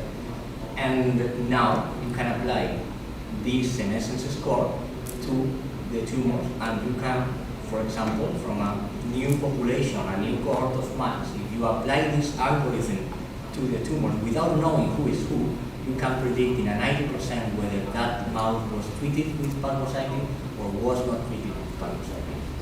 And we have a proof of concept that this can be done in human patients. We have a small clinical trial that was, unfortunately it wasn't with chemotherapy, it was with immune checkpoint blockade, but they did it, they can detect it, they can extrapolate the same kind of score for human tumors, and we see the same kind of changes pre and post treatment. So this is showing that maybe this is something that can be done and can be longitudinally evaluated. There is a long way until we can totally believe what we are seeing, or we can apply to decide which patient needs a senolytic drug, or or whether the senolytic drug is functioning and changing the amount of senescent cells in a tumor or in a tissue. But this is where the field probably needs to go in the midterm if we want to translate all the research that we are generating in preclinical models into the clinical practice, because at the end of the day, that's the idea of what we want to do. And we need this kind of non-invasive longitudinal tool. So I hope that with this data, I have convinced you that there are some properties of the intrinsic properties of senescent cells that are amenable to be detected by non-invasive methods, that the integration and histopathology and magnetic resonance data can provide senescence assessment with relatively high degree of confidence, not only in preclinical models, but it can also be applied to human, and that the mechanisms underlying biomarker accumulation can be probably exploited in the search for senolytic targets that we are trying to do in the lab, and we hope to have some promising results in the near future. And I would like to introduce you to the people that are working in this project, which is mostly Nuria Martin and Celia Alonso from my group. And I want to thank all the funding sources, Manuel Serrano, of course, because as I told you, most of this work was done in his lab in Barcelona, and all the collaborators that are contributed to this cooperative work. With this, I think I have more or less on time, so I'm happy to take any questions that you may have.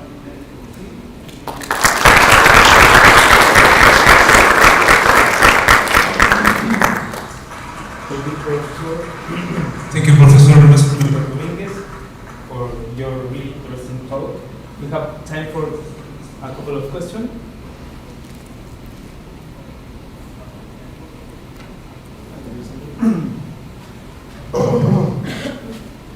Thank you.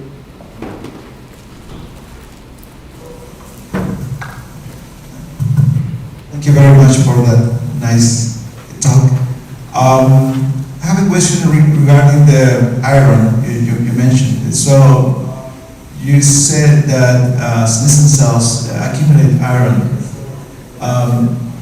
In that sense, because we know that iron is toxic for the cells, that could be an inductor of senescence, or do you think it's a phenomenon? I mean, it's a separate phenomenon, the accumulation of iron. This is a question that I asked to Mate Maus many mornings in the lab when we had long debates, and at the end, the conclusion that he has is that it is both. It's a loop.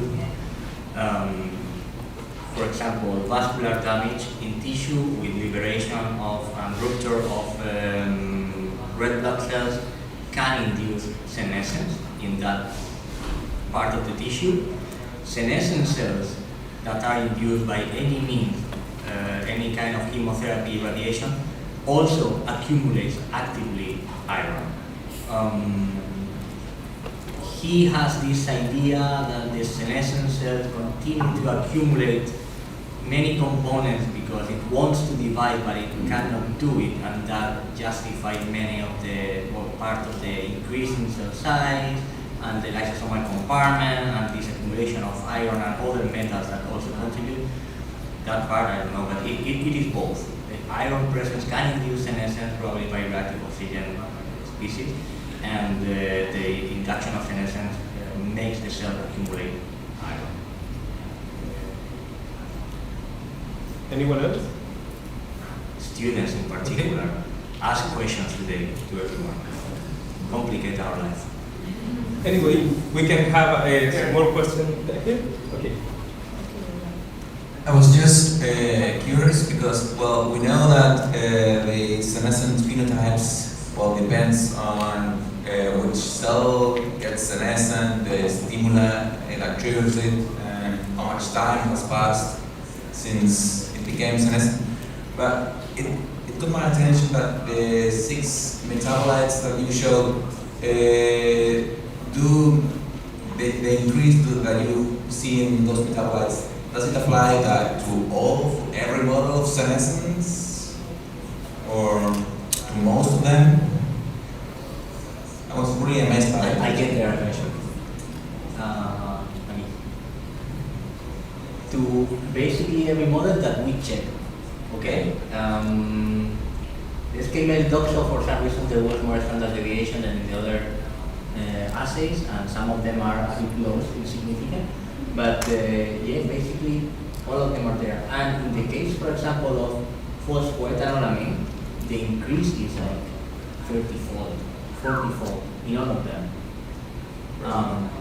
But we are not researching that part because they just published a paper and they explained it to us very nicely what is happening with phosphoethanolamine, and it's a mechanism of lipid metabolism because there is a P53 dependent remodeling of many of the membrane lipids, and probably that accounts for the presence of phosphoethanolamine.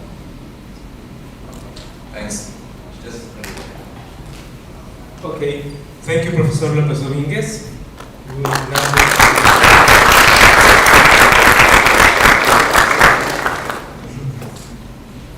We will now move to the next speaker. Our next speaker is Professor Mónica Cáceres. Professor Cáceres is Associate Professor at the Institute of Biomedical Sciences at the Faculty of Medicine of the University of Chile. She leads the Laboratory of Aging and Tissue Repair and has been awarded with several funded projects. Her research addresses the molecular and cellular mechanisms regulating aging, cellular senescence, and tissue repair. Professor Cáceres has published more than 40 peer-reviewed articles, and her talk is entitled Aging, Senescence, and Inflammation, New Molecular Targets. Please, Professor Cáceres.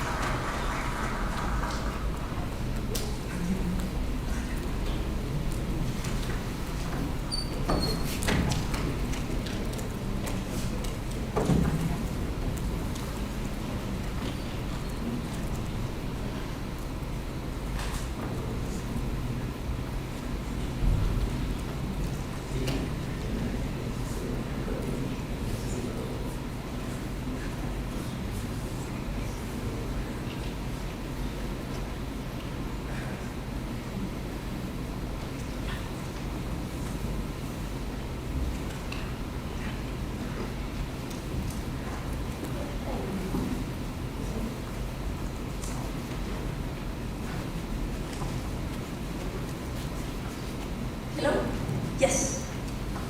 Today I'm going to talk about aging, senescence, and inflammation. As we know, aging is a biological process that occurs in old nature, where big animals live longer than a small one. Except for the dog. This is the opposite, where the small one live longer than the big ones. Now, when we study aging, we have like 4 kind of last names for to study aging. The chronological is that the age that you have. The biological aging is how your organisms respond to aging. Now we have the contextual, that is depend of the environment.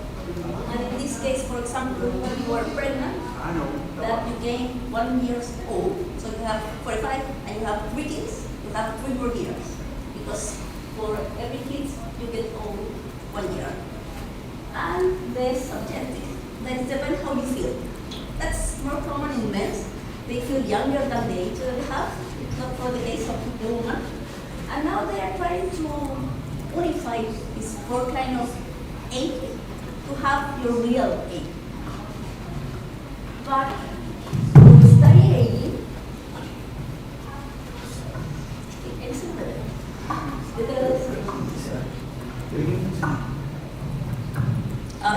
okay. So when we study aging, it's defined like an increase in the functionality of any organ. In our case, we study oral tissue, and what we see here, you can observe the tumor for a young mice and the tumor for an old mice. And you see, after a wound, the old one is still open. And this is very interesting because the gum is one of the tissues where we don't have any scar. So that's why we study the healing in these models. What we can observe, this is the molar, healthy, untreated wound, and the one with the wound. What we see with the young one, after 7 days, you have a perfect close of the wounds. But what happened with the old one, after 7 days, we just see when some rated is working, but the wound is open. So we study this process with this tissue. How do we study aging? There have been several hallmarks related to aging. For example, genomic instability. That means that you will have more probation to get mutation. That's why they recommend not to be exposed to UV, not to smoke, because you generate more mutation when you're getting old. The shortening of telomere, these are well studied to predict mortality because it's related with epigenetic also models. Also epigenetic alteration. When you're getting old, you have more methylation. And when you have more methylation, they have a very good model to predict mortality, cardiac disease, and all that. Loss of proteostasis, that's more related to neurodegeneration, where you have accumulation of proteins. This is the downregulation of nutrient senses. That's one of the best studies working in mice, where after the calorie restriction, like everything works, to have less inflammation, less. But if you do the same for humans, it's not working that well, because that means that you need to eat around 500 calories. So it's complicated to relate the one that is working mice with humans. Mitochondrial exposure is related to stress-oxidative cellular senescence, we're going to talk about that. A decrease in the stem cells, and also probably with communication between the cells. Last year, we have a new one where they explain the primary hallmarks. They are the ones that are driving aging. The antagonists, the ones that are consequence for this one. And the integrative, they explain the aging phenotype. And in this case, they incorporate a new hallmark that is related with the psychosocial affiliation. We saw this effect a lot during pandemic because when you are alone, you don't talk to the other people, you don't work, so you start to aging very fastly. But this is a very new one, not related with the cells, but just related with the behavior with the other people. How it works? For example, you have shortening of telomere, they induce senescence, and due to the senescence, to the SASP phenotype, they increase chronic inflammation. What happened with the chronic inflammation? We published a couple of years ago a work between how inflamed you arrive at the surgery and to predict mortality. We use a ratio between neutrophil and lymphocyte. Normally you can have like between 1 and 2. And we analyze what are the levels after different kind of surgery. What the main was intraperitoneal. What we observed that in people under 60 years old, you can predict mortality when you have a very high level. Usually you have between 1. Less than 1 is not common, but it's usually infection. And for example, patients with COVID, severe COVID, they even have 20. So in this case, when you arrive to a surgery more inflamed, you can predict mortality. If you're over 60 years old, this prediction doesn't work because you already have a lot of cytokine pro-inflammatory in your organism. But if you're under 50, it's to be worried. The same happened after half a year with the mortality. Now, what we are doing, this is a new one for our lab, because we usually work in cell biology of the tissue, but we wanted to study epigenetics during aging. And what we did, we tracked DNA from young sample and with the old samples. And you can see the young one have big epithelium if you compare with the old one, and also the collagen is different. So we wanted to know what is different, because most of the work related with epigenomics are from blood samples. And in this case, we use gum in humans. What we observed, that most of the samples are methylated. This is young, this is the old one. But we have a strong rate of methylation in the old one. We were expecting that, because usually you have more methylation when you're getting old. In this case, we compare a young sample for 18 years old versus 77. Also higher methylation in the old one if you compare with the young. This is like the global DNA methylation for these samples. What we found, around 40,000 differentiated methylated regions if you compare young versus old one, and around 20,000 hypomethylation. Where are these methylation? Most of them are introns, not codifying for a protein. 70% of promoter, that's the one that we are looking for, because they are related with gene expression. And some of them are intergenetic. How it look like? In the case for the chromosome X, we have a correlation around 0.4. That's normal because the genes related to this chromosome are related with the imprinting that you hereded from your parents, and these two persons were from different parents. So this is very low. And what we analyzed all the chromosomes now, the correlation, and we found in the chromosome 4, where we have cell proliferation genes, there is not a difference on the other one. How it looks, all the methylation around the chromosome, young, old, and you see that we have more. This is the statistic DMR for each one. So this is how it looks everything. But we want to know which protein or which cell biology response is related to this. We have all this pathway related with the gene expression. And we focus on this one. This not where we have more genes, because where we have more, we're related to infection, because oral tissue is with a lot of microbiology. So what we found, that most of the genes related to aging were related with nutrient cells. The complex for mTOR, EGF1, the receptor. Most of the genes were related to that form or aging.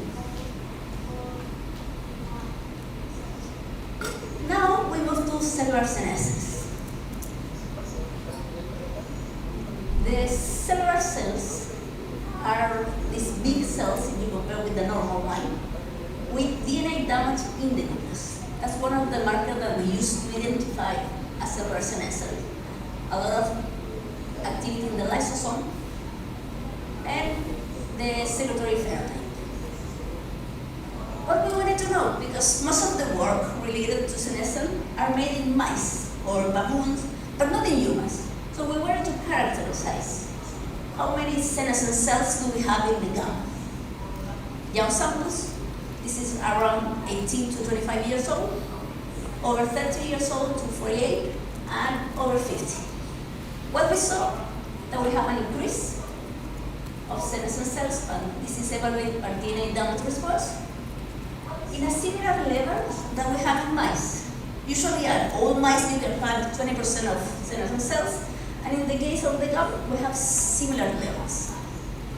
How it looks, the heterochromatin, this is a young samples, and you see this is peripheral to the nucleus. This is like a proliferative cells look like.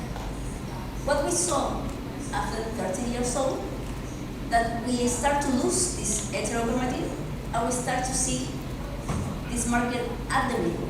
These are described as the heterochromatin associated foci. How we evaluate? We just measure the distance from the nucleus to the markers. So just the chromatin looks different. We do have more DNA damage response in the nuclei. We do have an increase of P16, another marker for DNA damage. So we do accumulate cellular cells in the gum. After we culture all the cells, I have been working with the cells like 20 years old. I never see the nucleus like this. And after this, if you see, you can observe that the nucleus for an old or aged person, they are bigger and look different.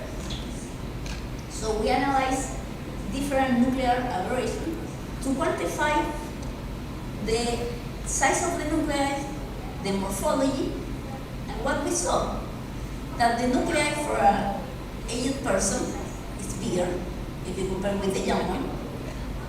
And also the form is deeper. The nuclei for a fibrillized, it should be like this. And we start to see this different phenotype. Also, we evaluate the lamine invagination. These are related to progeria. This is a model to an increase of aging.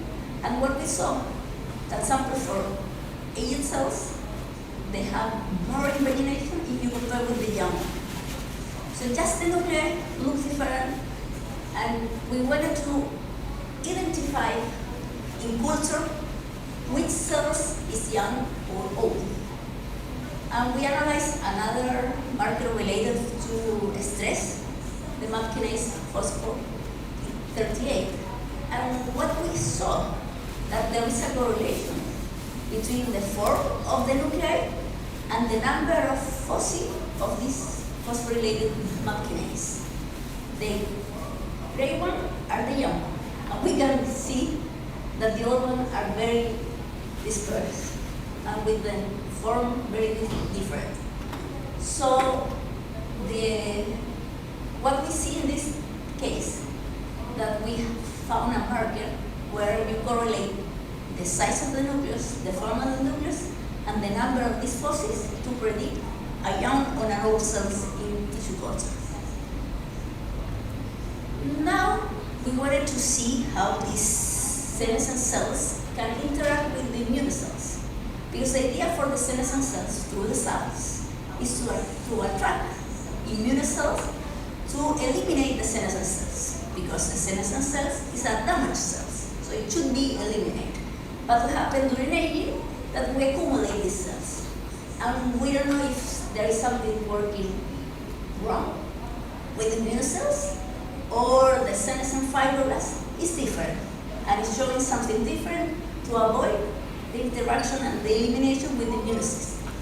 Interesting, a couple of years ago we analyzed blood samples, and we saw that during middle age or after 30 years old, these cytokines increase in the body cell. So in this case, we wanted to see how these cells interact. How we did that? We analyzed and video recorded senescent cells evaluated with the screen low beta-galactosidase activity, and we incubated with PBMC from young donors. I didn't try with the old one. And what we saw, this is the young senescent cells, this is an old senescent cells. What we saw, that the young one is able to recruit a lot of immune cells if you compare with the old one. But you have some cells with the old one, but not as much if you compare with the young. So the young senescent cell have something that is able to attract more immune cells to be eliminated that the old one doesn't have. We don't know exactly what it is, but we know that the first cells that is able to recruit to a senescent cells for a young donor is able to arrive at 3 minutes. And if you compare with the old one, that's around 10 minutes. So it's slowly. Also, the second one arrives faster if you compare with the young one. And this is how it looks. Young cells arrive one, then another cell, and they stay around the cells. What happened with the old cells? They arrive one cells, they stay for a while, and they leave. So there is something with the senescent cell from old donors that doesn't allow to arrive immune cells. We did this two-minute thing, and if you see several cultures for aged donors and the old ones, they are faster and they recruit more cells than the age. So that means that the senescent cells for an aged donor is different to another senescent cell for a young donor. And in this case, we did a second experiment where these cells were loaded with a stain that stain the cytotoxic granules. So that means that these cells are red, and the fibroblasts was without any stain. So then we evaluate the transfer for the immune cells to the cells. That means if the cells were cytotoxic and bind to the fibroblasts, we see the transfer for the granules. In this case, were granzyme or perforins, the main mechanism related to cytotoxicity. What we found, the young senescent cells arrive more cells, and we have more of these granules that became for the immune cells, and we have with the old, we have this. So there is something with the attraction and the elimination for the cells that is not working very well during aging. We quantified some ligand related to natural killer elimination, and they are decreased in the aged cells. And also we analyzed the secretome of these cells, where, for example, the old fibroblasts secrete less of this, but more of this. We don't know if we have more of the cytokine, because the array only showed this one, but we know they are different. So what happened with these cells? The cells that we accumulate are different. Both are senescence. Both, they do have DNA damage, but the secretory phenotype is different. The way they interact with the immune system is different. They express less ligand related to cytotoxicity, and maybe that is why we accumulate these cells linearly, because the one for a young donor is damaged, but it's very fast to be eliminated, not the one that we accumulate linearly.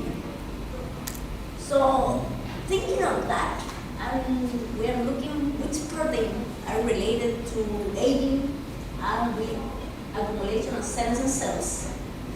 We did a mass spectrometry for young and old skin. We have like 1,000 proteins candidate, but we were interested in one protease. There is a serine protease transmer that in that year we didn't have too many information. So we decided that it was a very good idea to start working with a protein that nobody knows what it does. But we knew that the expression increased during aging, even in gum or skin. This year when we did the methylome, we found that this protease is hypomethylation. That means that the methylation that you can find in the young one is not present in the old one. So that would explain why we have more expression during aging. And what happened with this protease? The knockout, we have knockout cells for these mice, are able to migrate more. And when we evaluate the spread, it's related to the cell migration. In head cells, we overexpress this protease, and they have less cell migration. When we saw the structure of the protein, we found that they have an RDD domain motif, and it is similar that we can find in the Facultad. And we use the peptide, competitive peptide, and the domain is functional. But why we were interested in this protease? Because the knockout cells have less senescence, and when you overexpress these proteases, you have more. Here we see the knockout cells, they do have more, they have less DNA damage if you compare with the old one. And the funny thing is that the induction of senescence is via P16, or not the classic P16 or P21. But this is the most interesting experiment. We use all mice and treated with lentivirus particle against this protease. We wait for a couple of days, and then we see wound healing. What we observe, when you attenuate the expression of this protease, we increase wound healing, and we decrease the number of senescent cells. Well, we were happy because of this, because this is an old animal, and the problem with the old animals is it's different, the expression of the protein, and we wanted to look for proteins that were related to senescence, but in old animals, not the young one, because that's the one that is not working. So after you attenuate the expression of this protease, you eliminate almost 70% of the senescent cells in that tissue. So this protease is involved in the induction of senescence in all samples.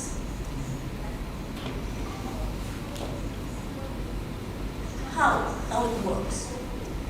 Because if you compare the same assay that we did before between young and old, we compare the induction of senescence between the protease and a very positive control of senescence, DNA damage.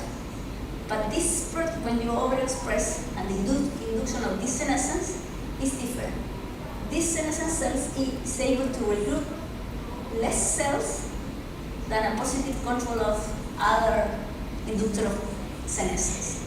So there is something with the induction of senescence that we don't know why, but it's senescent, but it's not senescent as the canonical one.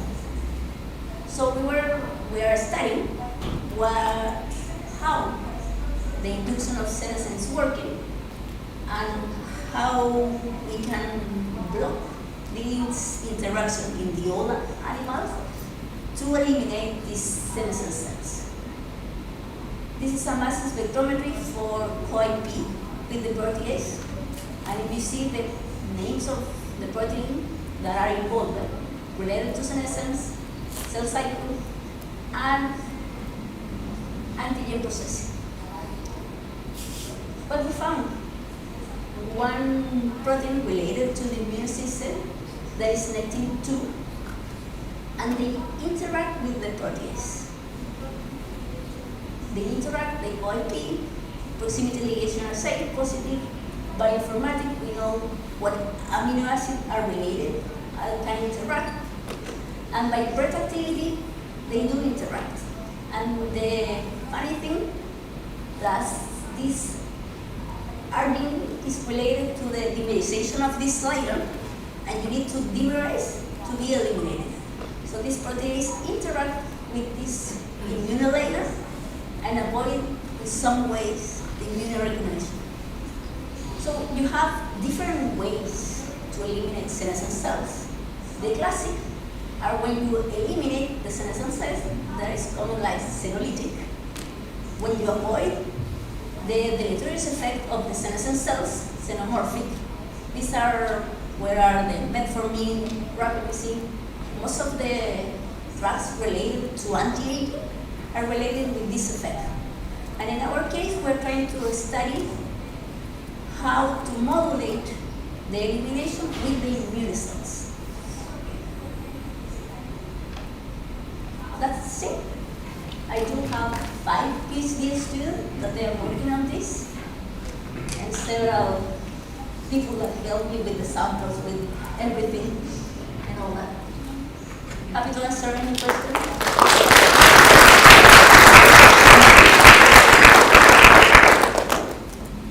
Thank you, Professor Cáceres, for this really interesting presentation. We have time for some questions.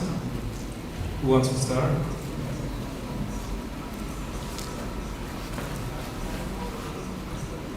Thank you, Monica, for the talk.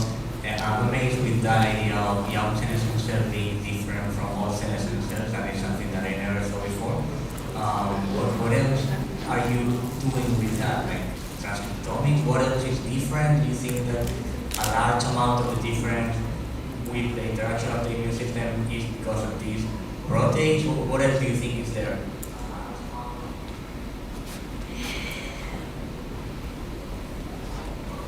It took me like half of a year to get this paper because we usually think that the senescent cells, they do have the same markers, but they don't look similar. For example, now we're looking for ethereal chromatin because what we observe, this is very common for growing cells. That's the way you observe the ethereal chromatin. But in our case, it looks different. And for example, in the middle of the nuclei, you can find the E2F genes that are related for cell proliferation. So we're trying to see what is different in the 8 senescent cells. We don't know exactly. We believe that the protease is involved in this because with the old animal, you decrease senescence. We do have several partners to interact with the protease. But the problem is with the aging, everything changes. If you study metabolites, they are different. If you study the nuclei, they look different. They migrate different. They are able to rotate the matrix different. Everything is the same. So it's different to see what is the key molecule involved in it. Just we know that the cells are different. The secretory phenotype is different, but we don't know exactly which one is important. But they look different. And the problem is we treat the senescent cells like they all are different. But it depends on the stimulus, and in this case it depends how old you are. For example, when you analyze the nuclei, you can find the same phenotype for a person from 80 years old and versus 50 years old. They all look bigger. And also, a previous paper, we were looking for like temporary aging markers, and we start to see this phenotype around 30 years old. And that's the window where you can train your body to get better or to get aging in a healthy way. So we are trying to see this middle age where you can do something to get old in a very well shape. We don't know. Just we know that after 30 years old, you need to take care of it. You need to exercise, you need to take omega-3, vitamin D after 30, not after 60 years old. Anyone else? There is another question?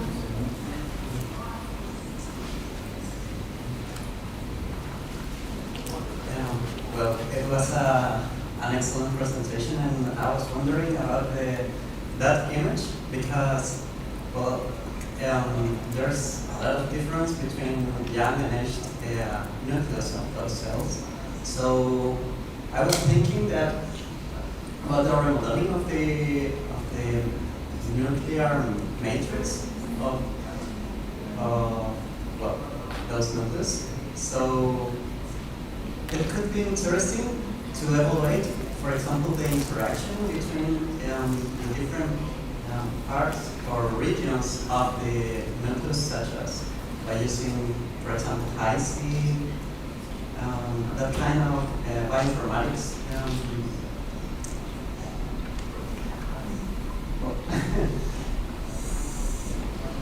Just to complement the modification of the DNA methylation. We are looking proteins that are related to lamine because the structure of the nuclei depends on this filament. And what we saw, for example, this, for example, here you can have lamine, and there is a connection between the chromatin and the lamine. When you're getting old, there is some loss of the expression of lamine, and that means that this heterochromatide se va hacia adentro y se pierde esta comunicación entre la lámina y la heterocromatina. Y esos son los genes que estamos buscando, que están involucrados en eso. Porque hay que pensar, hay que pensar que el núcleo, la estructura del núcleo, depende de estos filamentos intermedios. ¿Qué es lo que pasa? Que esto se va perdiendo. Y entonces lo que hay que son los dominios de unión a la lámina, se pierden y la heterocromatina se compacta distinto. Y hay que pensar todo esto que yo les mostré de metilación de genes. Si ustedes se fijan, la mayoría está relacionada con los intrones. Que uno dice, ya, los intrones no codifican por una proteína, pero sí tienen que ver con la estructuración de la cromatina. Y si esta estructuración tú la doblas, se van formando estos dominios de unión con la lámina. Entonces sí tiene que ver la estructura que rodea el núcleo con la expresión que uno puede tener con la modificación.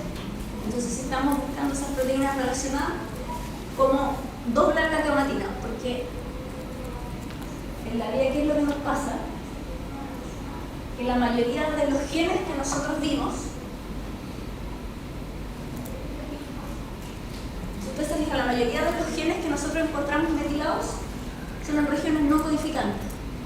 Pero estos sí tienen que ver con cómo la cromatina se va a incorporar. Si bien yo me enfoco en estos de los promotores, porque son los ligados primeramente con la expresión génica, ellos sí tienen que ver con esta estructuración de la cromatina. Entonces, el mismo que yo les mostré, por ejemplo, de Raptor, tiene metilaciones en el promotor y en el gen. Y eso hace que la cromatina tenga esa sensibilidad para que se pueda transcribir. Sí, no, está bien. Muy bien. Thank you very much. Okay, so we will now move to the lunch and poster session. We will resume after lunch at 2:30. So we will wait after lunch for you.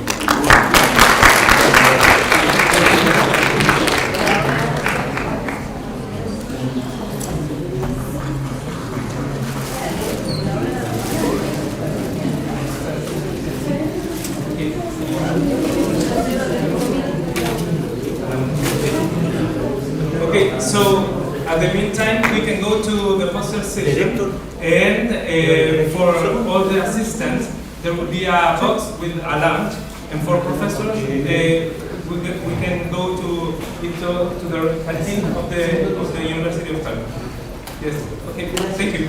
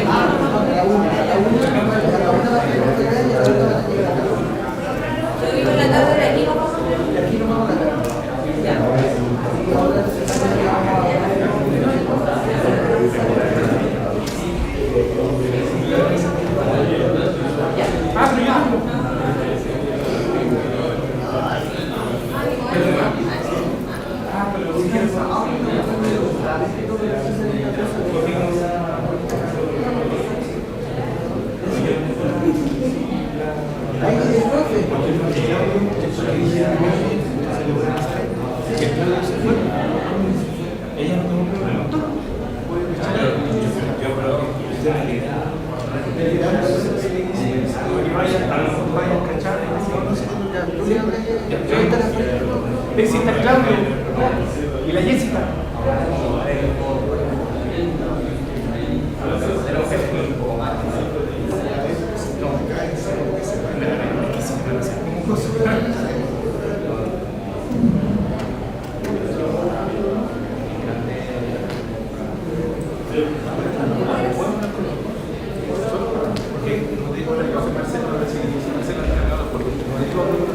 Sí, primero muchas gracias por aceptar.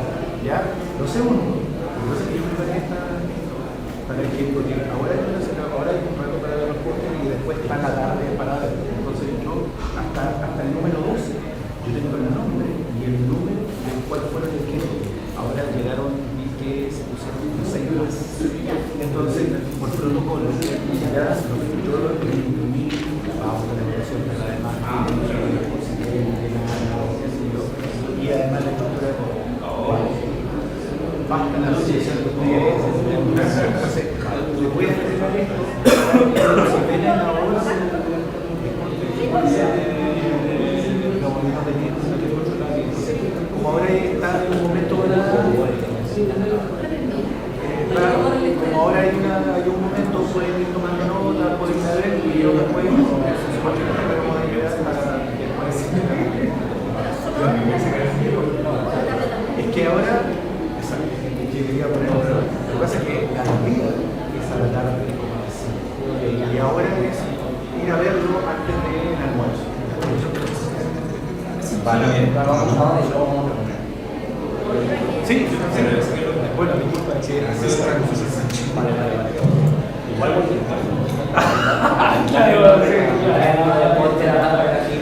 claro, me parece, te puedo estar obligado, puede ser.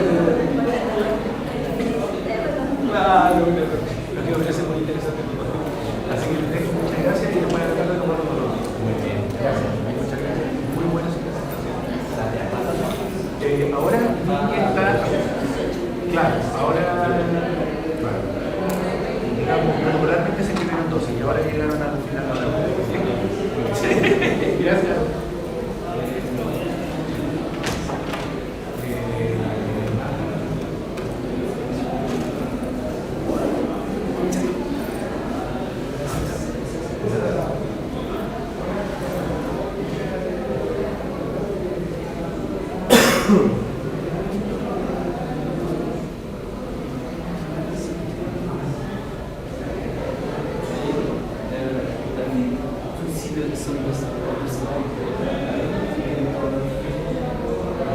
The lights that are just above. Yes, I think so. For the slides, sometimes you don't see.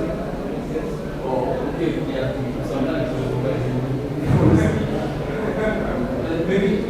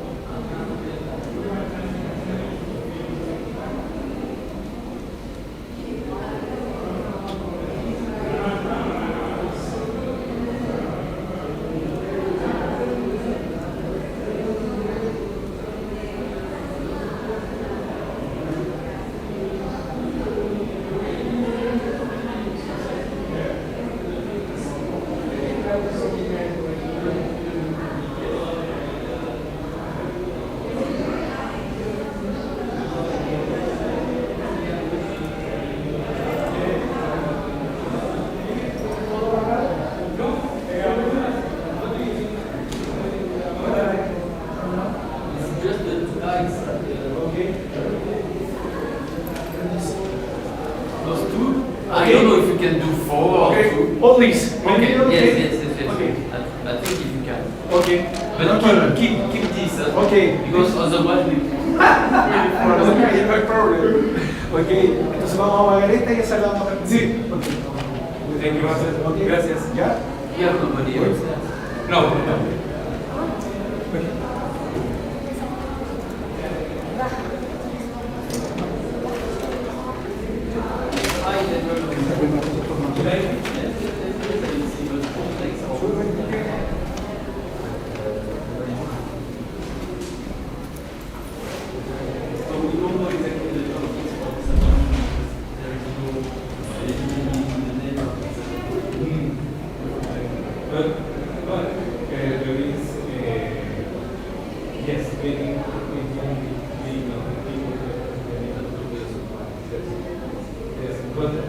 Cellular mostly of them.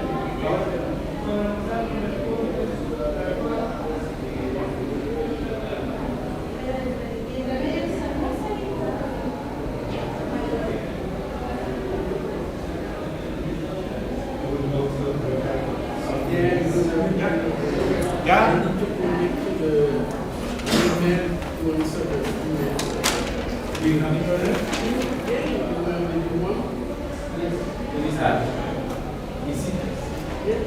That's what I do.